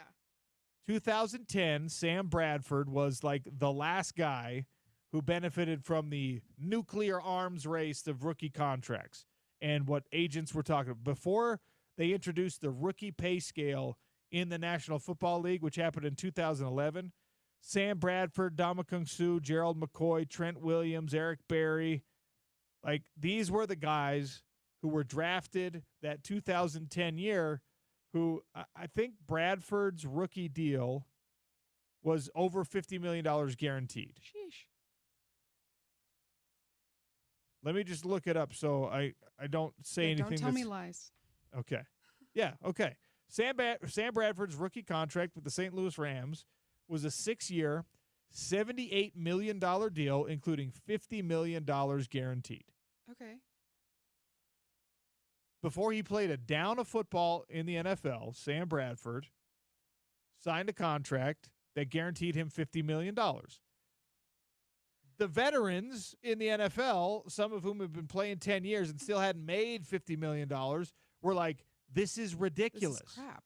That's insane. We need to introduce a rookie pay scale, and so they did. And 15 years ago now, and obviously the salary cap has gone up. Yeah. So the cost of doing business has gone up. But like 2010, $50 million on your first contract. 2011, not the case. So it went backwards for at least those years until inflation and everything else caught up. If you're Cam Newton, that probably upsets you greatly because Cam Newton was the number one pick in the 2011 NFL draft. Let's look up what his rookie contract was. Cam Newton's rookie contract was a 4-year, $22 million deal with a $14.5 million signing bonus. The whole deal was fully guaranteed, $22 million. Yeah. Which that's kind of the norm for the number one picks. Mm-hmm. But that's less than half the value of what Sam Bradford got a year before because new rules were put in place. Yeah. So it's possible. As I've been freaking out about how you can't undo the mess that you've made, well, the NFL did, but the NFL has something crucial here that college sports does not. Yeah. A mostly rational governing body and a collective bargaining system that allows for players to be represented by elected officials that then go as their representatives and say, this is what the union wants. Yeah. There is no union in college football No. yet. True. And I that's think it's coming. going all the way back to the start of the show. This House settlement that was signed on Friday brings up more questions. One of the questions that still needs to be addressed, and legally you're already expressing or you're already seeing challenges brought up for this. The House settlement, by the way, this was 5 years of court battling. Grant House, the swimmer who brought this up, brought it up 5 years ago. Yeah. And it was just like, we all need to be able to benefit from our name, image, and likeness in a real way. The university owes us for our name, image, and likeness, not just random mom and pop shops or car dealerships or billionaire boosters. The university owes me for my name, image, and likeness, and that's what they sued for, became a class action, et cetera, et cetera. Well, it took 5 years for resolution there. So is it going to take another 5 years to answer these other questions that are still brought up, like employee status for student athletes? That's still something that this House settlement does not cover. Eligibility limits. There's now challenges to the eligibility limits.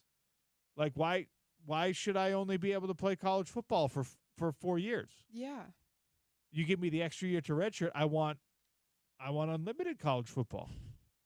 Cheerleaders have it, which is something that people fail to. That's a wild thing. Yeah. You can cheer as long as you want. There's no eligibility limit. That's crazy. And that was wild. When I was in school, it was like all college-age female cheerleaders and the male cheerleaders, the yell leaders, were all like 30. Yeah, they're all older. Because they're just like, well, I'm getting money to come hang out Do and one of my favorite things in the world. throw people up in the air. So clearly I love it. Just a wild deal. Yeah. A question that still needs to be answered: eligibility limits, employment status, health insurance, all these things. So the House settlement has answered. They checked a box in college football. They actually tried to check 3 boxes: roster size limits, NIL, what actually constitutes NIL and what is just like bribery, where there's a clearinghouse in place for that now. And then, of course, the ability to actually pay directly from the university to the player instead of through a third-party collective. And I'm not convinced the stated desire in this case is actually true for a lot of these schools, where the stated desire is we want to take the power back from these collectives. We want the boosters to have less influence and the university to have more influence. You only want that if it doesn't cost you anything. The boosters having too much influence costs the boosters money. Doesn't cost you money. Yeah. So if you start taking control back from the boosters, and that means they're like, okay, go ahead, you foot the bill then. Well, then that $10 million quarterback might not be coming to your school anymore. So that's when you go all the way back. Now we're looping back around to like 1990s Miami football. Yeah. And you're just getting bagmen. You're just getting behind the scenes, truly illegal payments now. And that's not a system that benefits the majority of college football. Although if you put truth serum in a lot of these decision makers and say, hey, can we just go back to that? I bet a lot of them would be like, yeah, that's okay. Yeah. I mean, if you ask the powers that be in the Big 12 and the powers that be in the Pac-12 right now, hey, would this be better if we just went back to, like, USC is paying guys cash, Miami's paying guys cash, Oregon and Washington are probably doing that occasionally, but, like, most of you don't do that. You still get to compete and stay in the conference. But a lot of those leaders are probably going to be like, let's just go back to that. Yeah. That didn't suck as much as we thought it did. Yeah. Had no idea what was coming. Yeah, the whole thing is very convoluted, is very crazy, and we're now in a system where you got an answer, but that answer brought up maybe even more questions than you had before. So we'll see how it plays out. Yikes. The French Open final is being called maybe the greatest tennis match of all time. Jannik Sinner, Alcaraz, comeback victory on the red clay. We'll talk about that next. Sean O'Connell Show, ESPN 700, 92.1 FM.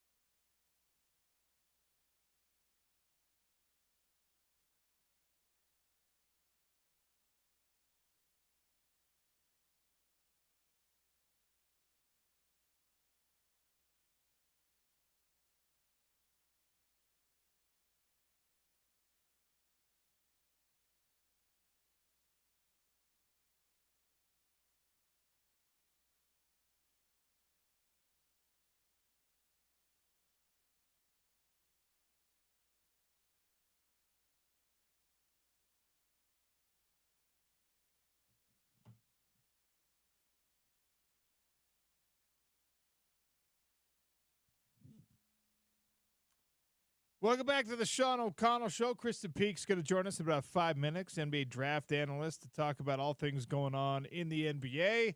Finals are tied up 1-1. NBA draft drawing closer. Utah Jazz sitting at number 5.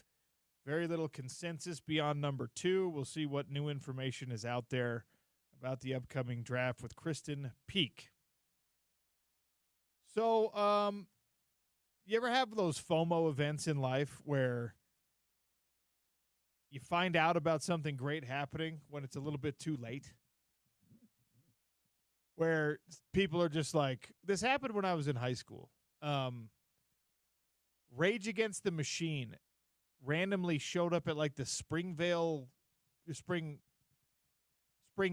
County Fair or something. Like it was an error in booking. And a bunch of people went to it. Yeah. And it was like a legendary, once in a lifetime, you can't ever go back to that. Now you can see whatever, people's social media posts, et cetera, about stuff like that. Back then, you didn't get it. It was like you were there or you weren't, right? And you find out about something after the fact, and you're just like, oh, man, I wish I had been there for that. Yeah. The final of the French Open, Jannik Sinner, Carlos Alcaraz. Alcaraz rallied back from behind. Is being talked about as one of the great tennis matches of all time. And probably the most important thing here, because this was one of those sports things for me. Now, luckily, we live in the modern sports era where you can go back and you can watch the relevant points. You can find the highlights on SportsCenter. More importantly, you can find the highlights on YouTube where someone ripped them and brought them back. What you saw with a legendary performance like this is guys with Grand Slam credentials, both of them young, battling it out, duking it out in a legendary match that kind of doesn't matter who emerges as the winner. I mean, it does. Obviously, if you're Jannik Sinner right now, you're like, that absolutely matters who the winner is. But an epic day that people talk about for the sake of how great that competition was. And, you know, there's fights like this. There are games like this. There are tennis matches like this where the winner matters, but the moment matters more. The highlight of Carlos Alcaraz laying there crying and celebrating his victory and then going over and the ball boys and ball girls celebrating with them, like those moments, they matter more than the result even. Yeah. And cementing your place as being a participant in that. Better to win it, but being a participant in that and letting everyone know that, look at what we have in tennis right now is a rivalry that is young players taking the mantle from the big three, taking the mantle from further back of like the Sampras and the Agassi types. You're in really, really good shape in tennis right now. And the French Open final, where a 22-year-old who was down 5-3, love 40 in the fourth set, somehow wins, somehow battles back and gets his 5th Grand Slam. It takes 5.5 hours, by the way. Like, that is the stuff of sports legend. And watching the reaction to it, again, unfortunately, only after the fact, and then having to go back and catch the highlights, highlighted for me that, all right, when every sport has to ask the question repeatedly over and over, who's next? Tennis has the answer right now. They know who's next. And you can't be a great hero without a great villain. You can't be a great individual performer without great challenges in front of you. Honestly, we were talking about this. That right now is the biggest complication for Kayla Harrison, who was fighting on Saturday night, and you watched the fight. Yeah, it was good. Olivia, by the way, not a dyed-in-the-wool MMA fan. No, not really. Honestly, the first fight where I watched, I watched 3 full fights. I watched the 2 main cards, and then I watched the one right before. And you were very interested because we talked about Kayla and her journey, right?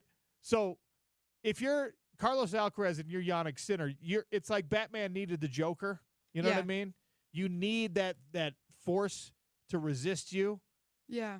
You have to have someone again, like to be tested and for people to be convinced that your greatness is forged in fire. You need that as an athlete, right? For sure. And it's driving.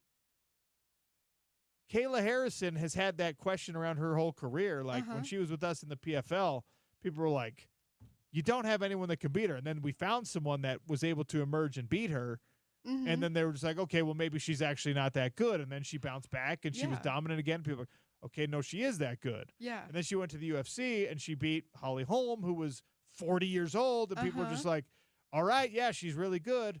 And now she won the UFC title against Juliana Pena, who, like, all respect to Juliana Pena, there are people out there who are like, she might be the least skilled UFC champion in the history of the UFC. Yeah. So Kayla Harrison is now in a situation where, like, Amanda Nunes, who we talked about coming back to fight her, needs that. Yeah. Needs to beat her, even though she's already checked every box. Yeah. Olympic gold medals, PFL championship, UFC championship. She is that girl. She's that girl.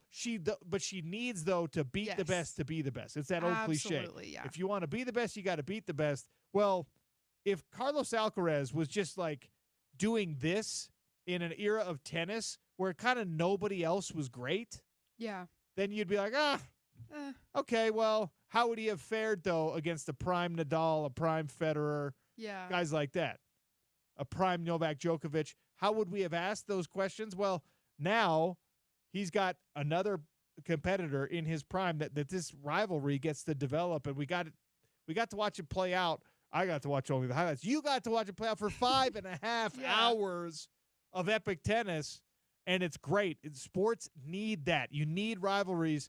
One of the reasons why people in this NBA Finals were just like, we really getting, like, OKC and Indiana. They don't have, like, a history, whatever. Yeah, it makes it interesting. You got to get the rivalries in there. So, anyway, pretty cool to see only the highlights. But the reaction from folks who watched the whole match, everyone was going bananas. And Carlos Alcaraz at 22 is on pace right now to go down as one of the greats. And he's just electric. He's super fun to watch. And everything we know about him so far seems like kind of a fun personality when the matches are over, too, away from the court, as they like to say. So all good from the French Open, at least from the low-level sports fan perspective. Quick one here, and then Kristen Peak is going to join us next, NBA draft analyst. We'll talk finals. We'll talk where the Utah Jazz go at 5. We'll talk about new information around the prospects. All of that on the Sean O'Connell Show. It's Utah's #1 sports talk, ESPN 700.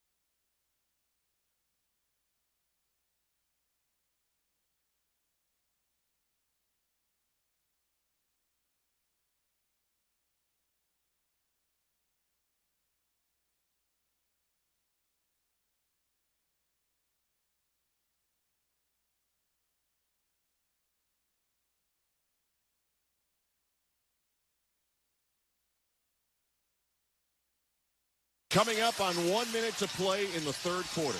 Hartenstein to the rim for Holmgren, who grabs and flushes. Those two bigs are so good, high-low passing. Big to big working tonight. Chet Holmgren dunk alley-oop from Isaiah Hartenstein. Game 2 of the NBA Finals, courtesy of ESPN. Mark Kessisher on that call. Game 3, Wednesday night at 6. We are your home of the NBA playoffs here on your ESPN broadcasting family in Utah. Kristen Peak is kind enough to join us now, talk a little NBA Finals, the upcoming draft, all things hoop. Kristen, welcome back to the show. How are you? Hey, great. How are you? Doing all right. The game 1, look, was an absolute treat. It was amazing. Buzzer beater. You ignite the conversation about who's a superstar truly in the league right now. Does Tyrese Halliburton belong in that kind of a conversation? And then game 2 was a lot more of what people kept telling me this series was going to be, of the Thunder just being way too much for the Pacers. Which game do you think is more representative of the next potential 5 games if we get that far? I will say, game 1 was a treat. They were down 18. I think a lot of people turned the TV off, and then they just had that charge come back. But what we saw in game 2 was just a defensive clinic from this Oklahoma City team, and that's what they thrive on. You heard Shai Gilgeous-Alexander say it post-game numerous times. And you know what's funny is looking back over these 3 draft classes that they used to kind of be the cornerstone of the way they built. I had a few NBA scouts say to me, they're like, watch what Sam Presti is doing. He's got a couple stars in Shai and also Chet Holmgren that he's building around. And what is he doing? He's building versatile wings and players that you can plug and play that are defensive menaces. And that's exactly what we saw in game 2. And I think that's kind of what we're going to see as the series continues. Well, I remember looking at how it all played out in game 1 and being like, okay, this is kind of an outlier because Indiana's not going to turn the ball over 25 times, but also right. OKC's not going to shoot this poorly. And there was a huge rebounding advantage for Indiana in that first game. And I was like, man, I don't know that I can say I was happy to see the intrigue injected into it with the first game upset by Indiana. But I'm like, I don't think that we can use this as our predictive model. And then, kind of to the point that you just made, it's like OKC settled back into who people actually think they should be. They cleaned up the rebounding problems. Not easy to do in a 1-game span, like 2 days off between games. But this is just a team that doesn't appear to have like a lot of visible, exploitable weaknesses when they're actually playing their basketball. And I don't want to hear any more about, 2 small market teams competing for a championship. This has been fun basketball. And if you like basketball and the NBA, I think this is going to be a great final series. The market size thing is something that I'll admit here in Salt Lake City, we get a little bit maybe too interested in because, we're insecure about our status in the NBA and like in pro sports markets and college markets for that matter too. Like, oh yeah, we are a small market. That nobody wants the small markets to be successful. Nobody is willing to watch small markets. You do a lot around the league, and you talk to players, coaches, fans, etc. Like, does anyone actually, like, on a day-to-day basis, do they really care about the size of the market when you're not discussing, like, LeBron's desire to be a movie producer on the side? Like, do people truly care about the market size? I think some do. I also think, it's one of those things where you look at what Danny Ainge and the Jazz are doing and why they decided to go and do the collect the draft picks thing.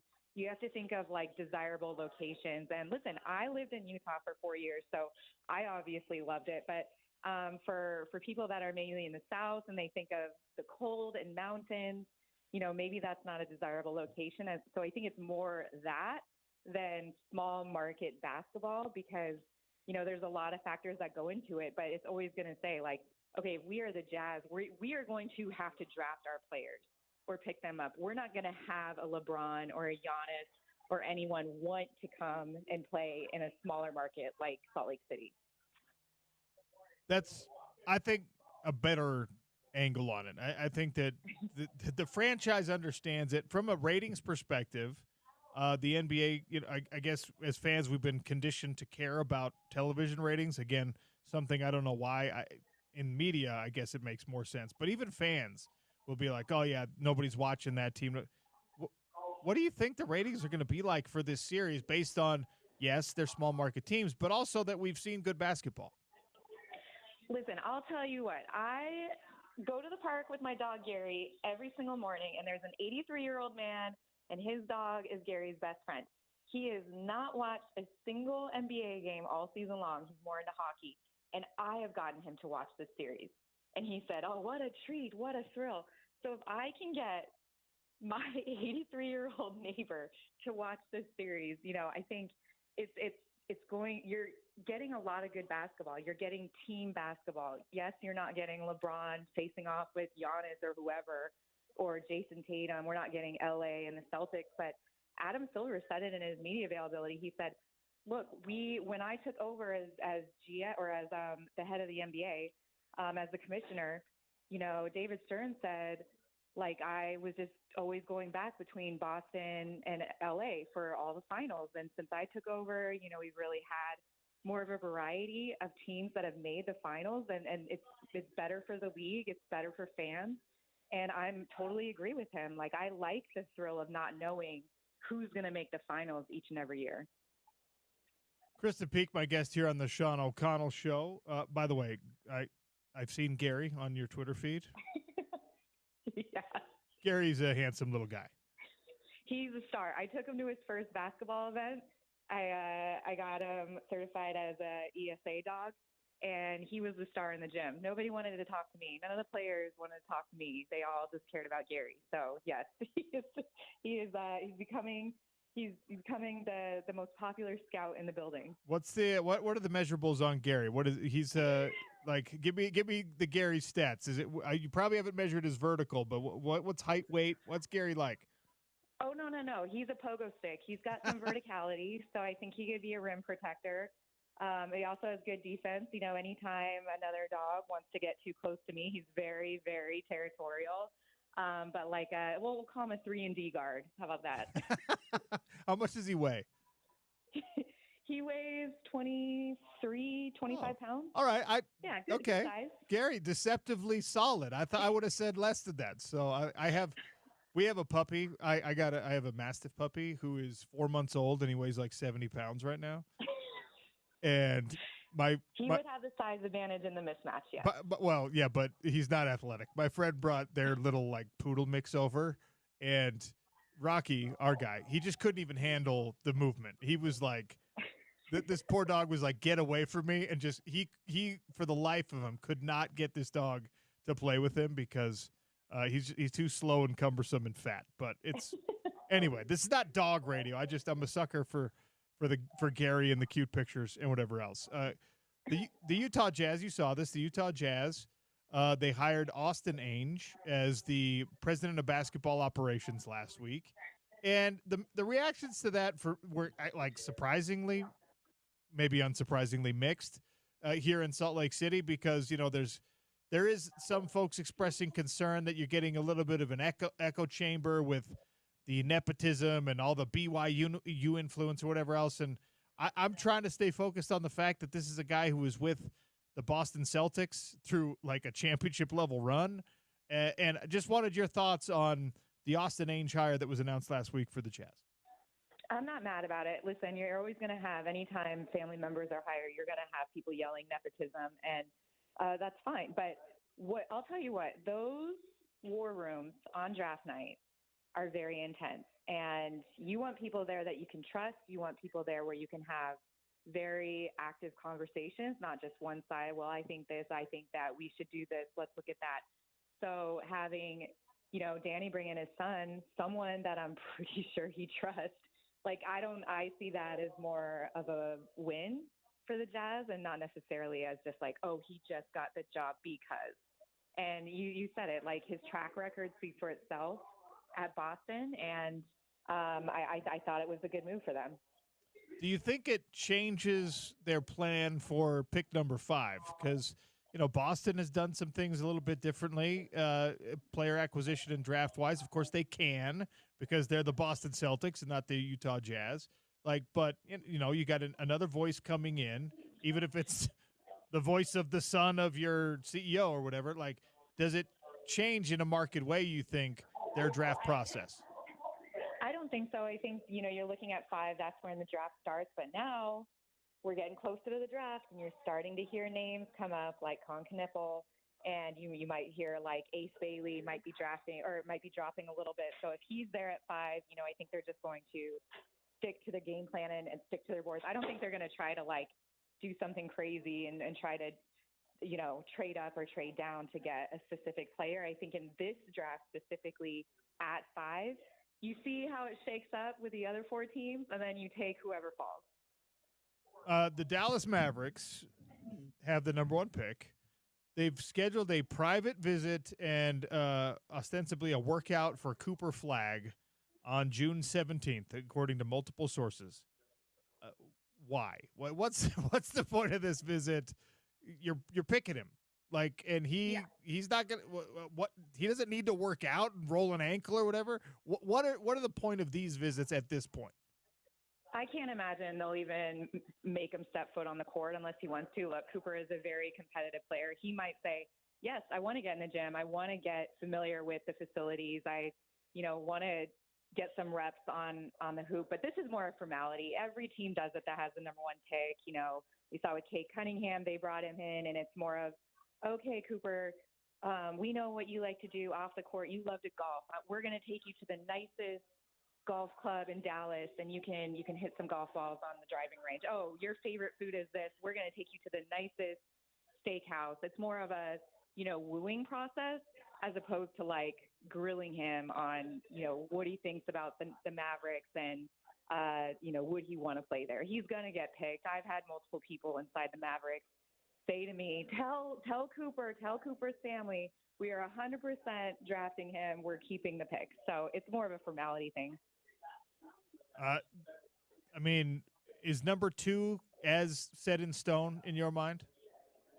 It's going to be Dylan Harper. It's going to be interesting to see which team is going to be taking Dylan Harper. He is by far the second best player in this draft. But the Spurs, it's very crowded in the backcourt, with Steph Castle, who just won Rookie of the Year, and then they traded for De'Aaron Fox. So you look at someone like Dylan Harper, he wants to go to a team where he can be the number 1 guy. And if he goes to the Spurs, he's going to be number 3, number 4, because, of course, you've got Wemby there as well. So it'll be interesting. I think he's more up for grabs in terms of teams that if they really, really want Dylan, then the Spurs are going to be a little bit more open to hearing those trade talks. This one, this is maybe 3 steps removed, but the House settlement was approved on Friday, as you're well aware. And the idea, I don't know how achievable this actually is. The idea with this is at least to rein in NIL a little bit and make it so that guys are actually doing endorsements at least instead of just getting paid $1 million to show up at a school. And $1 million is actually pretty low these days, but you get my point. Is this, in your mind, going to have an impact on the decision-making process of, elite players, I guess, coming out of AAU, coming out of high school? Because it made sense for Cooper Flagg to go do his year at Duke, and we saw that crazy number reported last week that he ended up securing $27 million worth of NIL deals while he was at Duke, which is nuts. But I don't know about that, but that's reported. But well, I don't think that was the number. But yes. And I don't know how. I think that was a deliberate headline grabber, because I think even when you read further into it, it's like, well, $27 million, but not while he's at Duke. $27 million total. While he's in the NBA, some of that money's coming in. But whatever, right? Yeah. Big money NIL deals are a reality. AJ DeBonce is coming to BYU for who knows how much. And that might come down. Again, I don't know how achievable that is. That number might come down even for elite prospects with this new rule system in place. Will it affect the way these decisions are made by these players, by their families, in regards to overseas play again or G League opportunities or whatever else? Absolutely. We're seeing it in this year's draft just with how the second round has completely thinned out because of the amount of players that have elected to return to college for one more year or 2 more years, whatever, because the money is better. And, if you're a smart player, you'd much rather get guaranteed money in the millions to go back and play amongst your peers and to develop, amongst players that are your same age instead of fighting for your life in the G League on a two-way.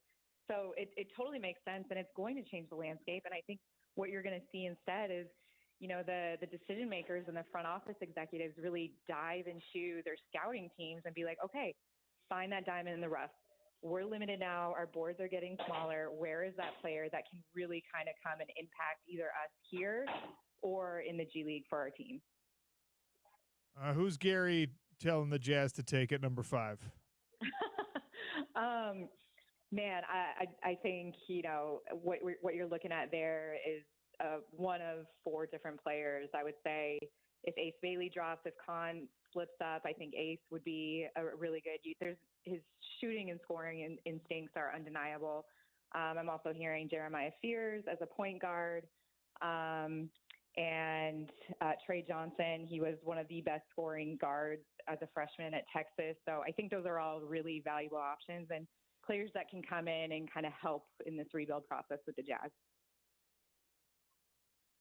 Appreciate your time today and your insight. Enjoy the rest of these finals. And if you're ever back in town, bring Gary into studio, all right? Oh, yeah, 100%. Thanks. Kristen Peak, NBA draft analyst, NBA Future Now, NBA TV. You can find her all over the place. Upcoming draft, obviously Utah Jazz holding on to pick number 5. And as every conversation we have around this will remind you, it's Cooper Flagg, it's Dylan Harper, and then it's a bunch of question marks. You could end up with VJ Edgecombe or Ace Bailey or Con Knipple or Jeremiah Fears or Trey Johnson or who knows. And that's just if you stay at 5. Obviously, there's trade opportunities potentially for everybody. It's going to be a wild one when that NBA draft rolls around. Oddly enough, the same is true on the NHL side, it seems, this year. There's a lack of consensus up at number 1, which unfortunately compromises my theory that the Islanders were given the number 1 overall draft pick because the consensus number 1 guy was an Islanders fan growing up. Although that's still, he's in that top 3, top 5 range, the Hagens kid. It's not a no-brainer like a Cooper Flagg type situation. So we'll see how both of those drafts play out. We'll be talking about it here on your home of the Stanley Cup playoffs and the NBA playoffs, ESPN 700 and 92.1 FM.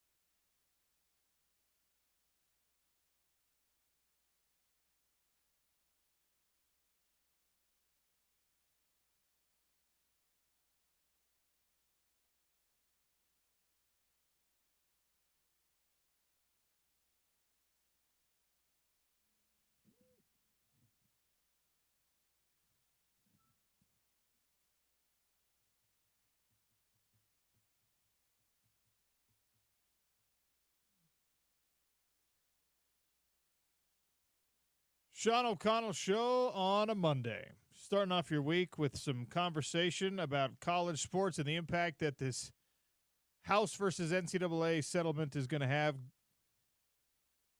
The poll question is still up at Real OC Sports. Is this going to fix the money problems? Is this going to kill sports as we know it? Is this going to make the money problems worse somehow? At Real OC Sports, go vote. 877-353-0700 as well if you want to get a hold of me. Reminder, live night events presenting our 2025 Granary Live Concert Series powered by Nightingale College and Murdoch Hyundai, Utah's #1 Hyundai dealer. We've got outdoor concerts right in the heart of downtown Salt Lake City's Granary District. ESPN700sports.com for more details.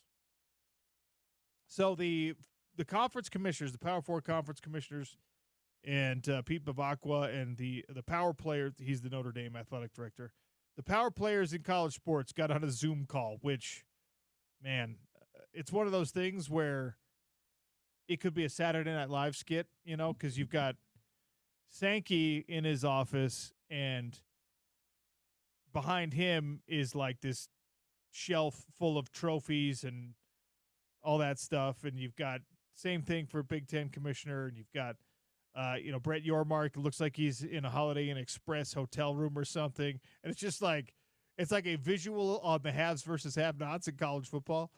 But these commissioners all met. And what they were speaking about is, you know, the ramifications of this House settlement, the $2.8 billion, that, hey, now you're all going to be expected to pay $20.5 million of your revenue to the athletes directly. And by the way, if you're in a Power Four conference, you don't have a choice. You have to do it. You're not like, you know, Utah State's going to $20.5 million is the maximum. They're going to be like, all right, let's see what we can pull off here. $20.5 million and going up from there for the next 10 years, that they're not going to be able to sustain that under the current system. So they're either going to have to make a change and sell off some of their athletic department to investors, to private equity firms, to whatever. I mean, it's not, you kind of say it tongue in cheek, but it's not outside the realm of possibility that your stadium sponsor now is like your football team sponsor and starts paying some of those, like your Maverick Stadium. All right, well, these are the Utah State Maverick Aggies. Yeah. Like, let's go. Just, I don't think any of the Power Four schools are in a position where you're turning over to that right now, but Utah's explored those conversations. Colorado is like considered a growth product right now, and you've got already some of the best branding being done around Colorado football. If I'm a firm, if I'm in private equity, I'm looking at that and saying, okay, like how sustainable is this when it's Coach Prime and a group of players that we're still a little unsure about versus, you know, Travis Hunter, who you kind of know, and his own son, Shador, who, while he had his flaws, great football player. Like, okay.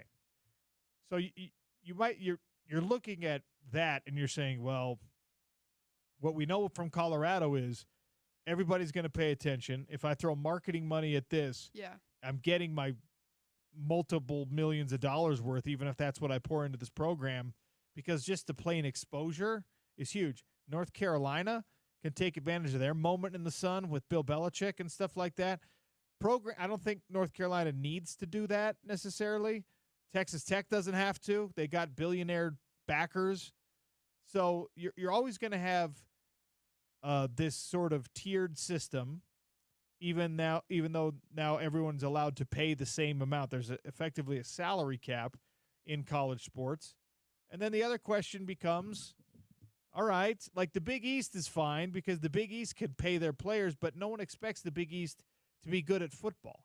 Yeah. No one cares.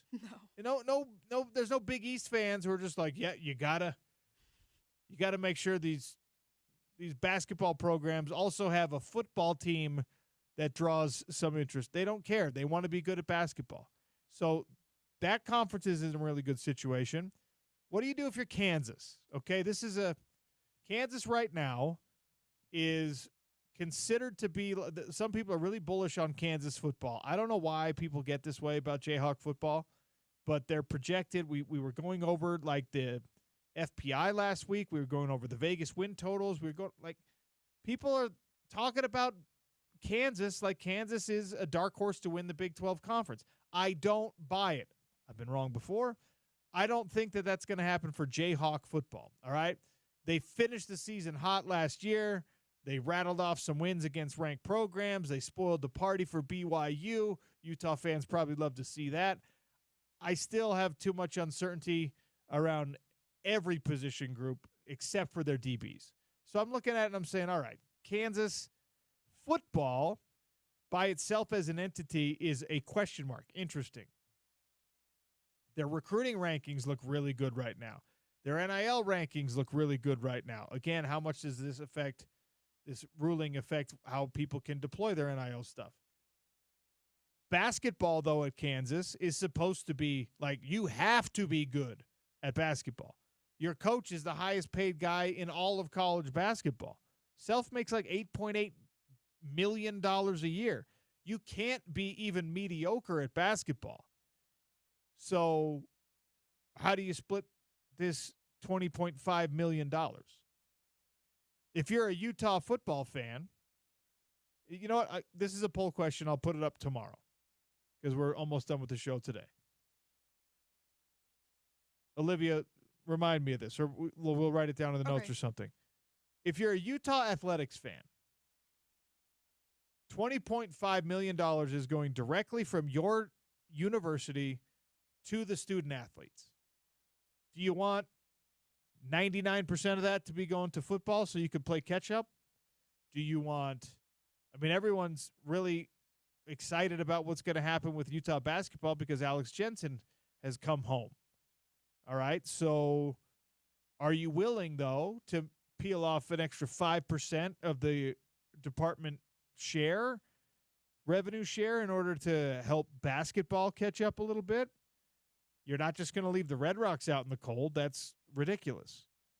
They are your only program that competes for national championships on a regular basis.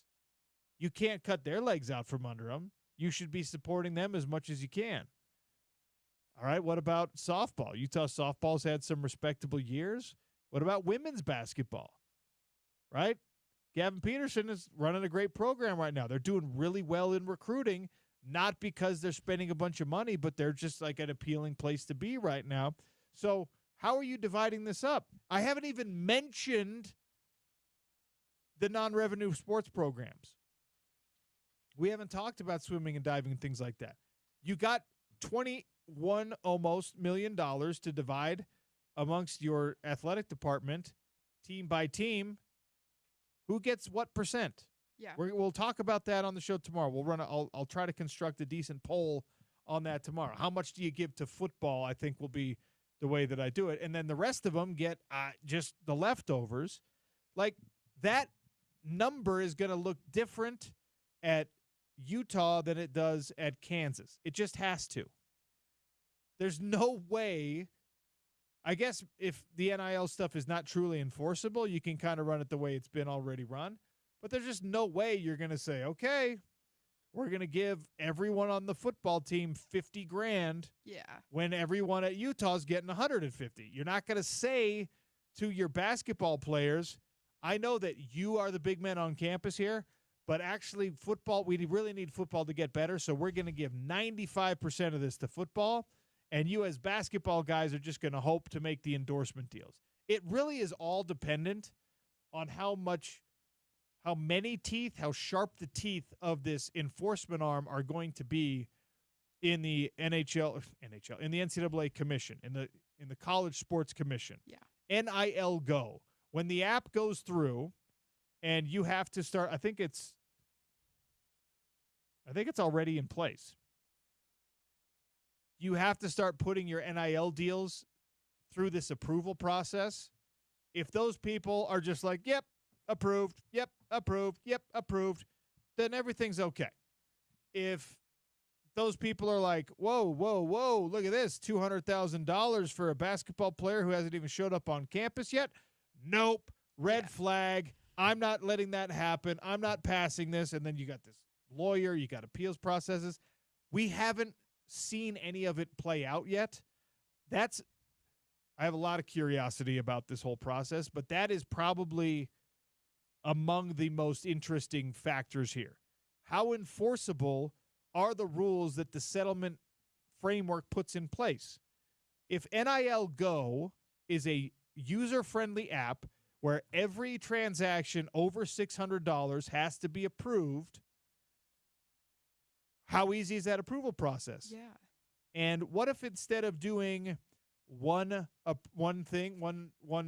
contract for $1 million in order to work around the system, I just do $20,200 transaction? Yeah.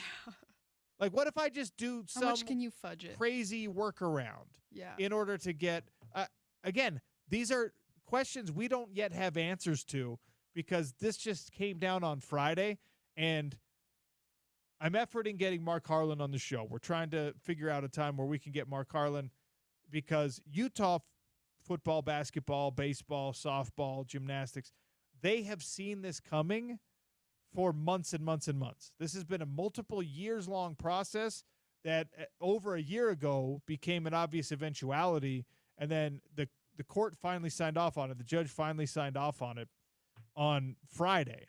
And now we're sitting here on a Monday with this framework in place, but no real idea as to how the framework is going to fit with Utah athletics specifically and with BYU athletics specifically, and whether the Big 12 is going to say, hey, guys, here's what we're going to do. You all have 125 players on your football team right now. The new roster limit is 105, but you can grandfather them in. Somebody raises their hand. Arizona goes, I don't want to pay for that. Yeah. Maybe the Big 12 is like, well, we'll help you pay for it so we don't have bad PR. I have no idea how it all is going to end up working out, but there are so many questions that follow the three big answers that you got. And again, to review, there will be a quiz at the end of the show. The House settlement means $2.8 billion in damages will be paid to previous athletes.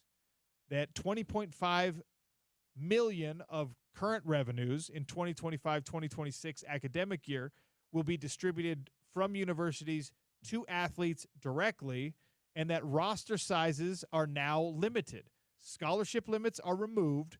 Roster limits are approved. There is a grandfathering in process for people who were already on the roster before this thing gets put into place. But the cost basis there is going to make it a non-starter for a lot of teams. I just read an article about how Kansas State has made it pretty much clear that, like, we're going with the 105 players on the roster. Okay, that means Kleiman's got to tell 15 walk-ons and maybe a couple scholarship guys. Yeah. Like, I don't know, man. You really haven't been as good as we thought. And they're going to go, well, what? I can't go to the transfer portal, coach. Yeah. So what am I there's supposed to nothing go? do. You could be a student manager. I don't know.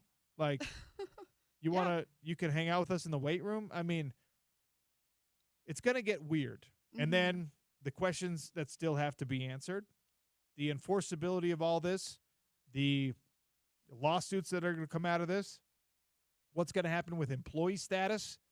That fight has already begun in court. What's going to happen with eligibility limits? That fight has already begun in court. And we had a good text come in earlier from 0196. The integrity of sport is gone. Money is ruining everything like it always does. Look, when the focus goes to money, that's usually bad. I mean, money doesn't ruin everything. Money sometimes helps things. Money sometimes is the thing that saves you from yourself, whatever. Yeah. But when the focus is on money in your relationships, even in your careers, which is pretty insane, like sometimes when you focus too much on the money, it's like the worst thing that you can do. The idea now that sports are dictated primarily by dollars in college is something that we had to be careful what we wished for, because there was a real there was a real basis, there was a real case to be made that athletes needed their place at the table and needed their slice of the pie because the system exploited athlete talent for a long time without compensating them in a concrete monetary way. Now, as a walk-on, I made the argument for many years, and I still feel at least partially this way, that you got your education paid for, that's not a nothing. Yeah. That's not zero. That is worth a lot if you deploy it the right way. There were some people who had never had any interest in deploying a degree the right way, and so they still played. They were still bringing in revenue to the school, so those people still should have been compensated some way. But when the focus became on that instead of how you make it work, you had to be prepared for what is coming. And that's something that people haven't prepared for. Like Grant House, the name on the damn lawsuit, is a swimmer from Arizona State. That program never brought in a dime to Arizona State. No. Okay?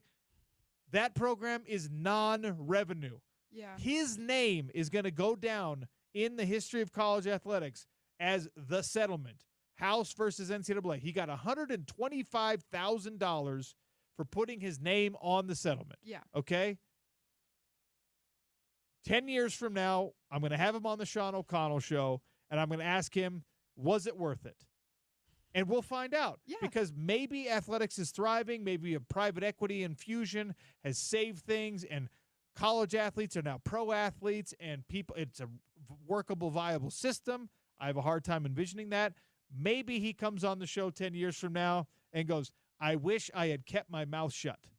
Because what happened instead of everybody having the right to get paid by their university, every swim program in the country shut down. Yeah. Because the universities decided they weren't worth it. That's a real possibility. The fat is going to be trimmed somewhere. Now, Utah, I think, is pretty well insulated because they've made these decisions. They've planned things ahead, but not totally. Beach volleyball already went away. Yeah. That was a Pac-12 program that made sense in the Pac-12. It doesn't make sense in the Big 12. And they were like, okay, that's the easy one. That's the easy decision. Now, it's an easy decision for the athletic department to make, and it's very defensible. You know who it's not easy for?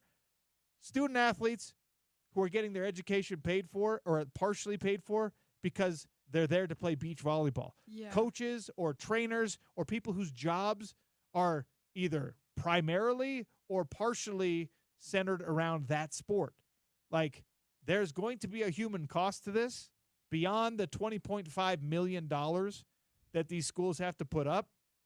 The decisions on where that money comes from are human decisions. And that's something that we haven't yet accounted for because we don't know exactly how it's going to work out. One last segment, wrapping it up next on the Sean O'Connell Show. We'll do some crosstalk with Spence as well. It's ESPN 700, 92.1 FM.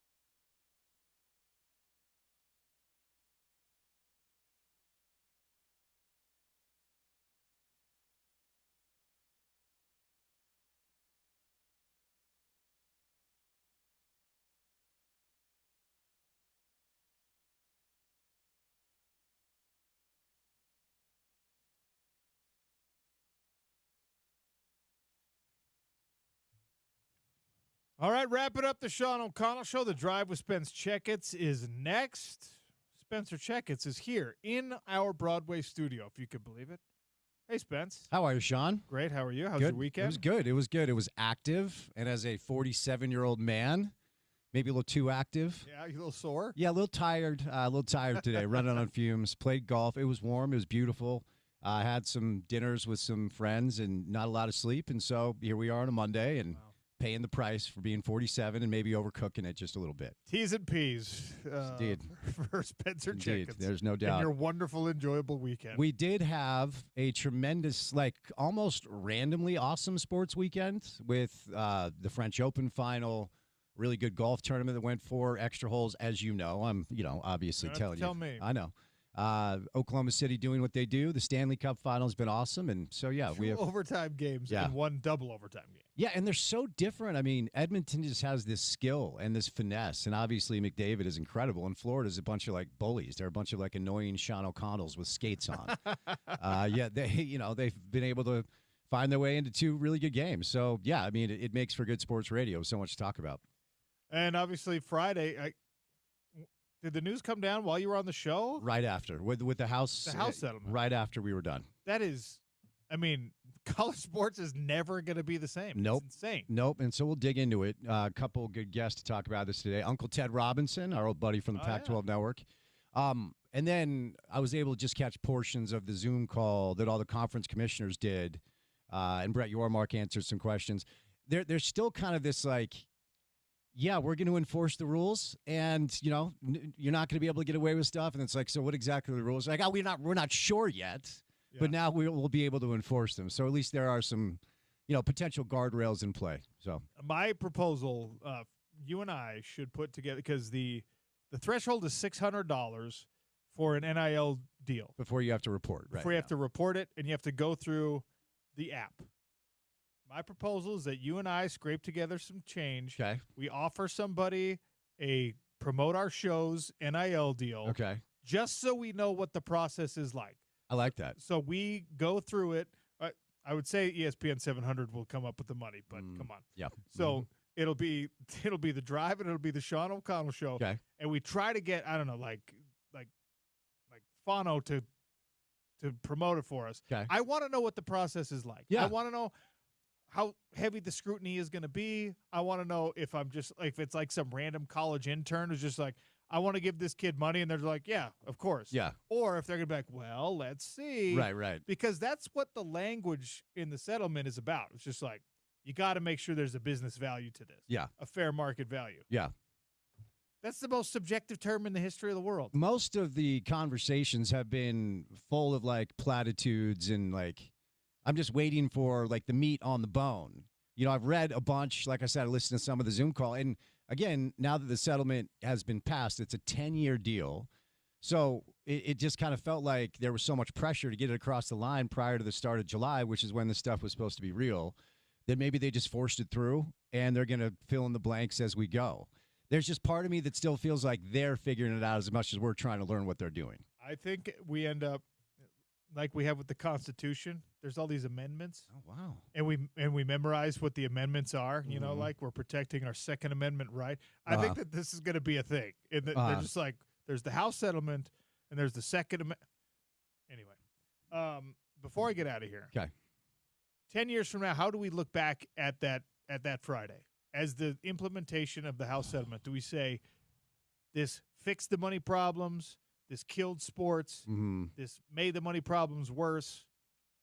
How do you think? Yeah, I've kind of become resigned to just the space of nothing's going to break this sport. No matter how hard the people in charge have tried to break it over the course of the past really 4 or 5 years. And if we're honest, Ed O'Bannon filed his lawsuit in 2008. You had a runway, right? Yes. You should have seen it back in 2008. So I don't think we'll look at it as something that broke the sport. I think the sport has been proven over the course of the past 4 or 5 years to be able to survive all this BS. I think this will be the start of the guardrails and the rules put in place to actually bring in more regulation, to settle it into whatever it's going to be, whether that is this Super League, AFC, NFC, SEC, Big Ten, whatever it is. I think most people still believe that is the end game. If you would have asked me 2 years ago, I would have told you I thought that was the end game quickly.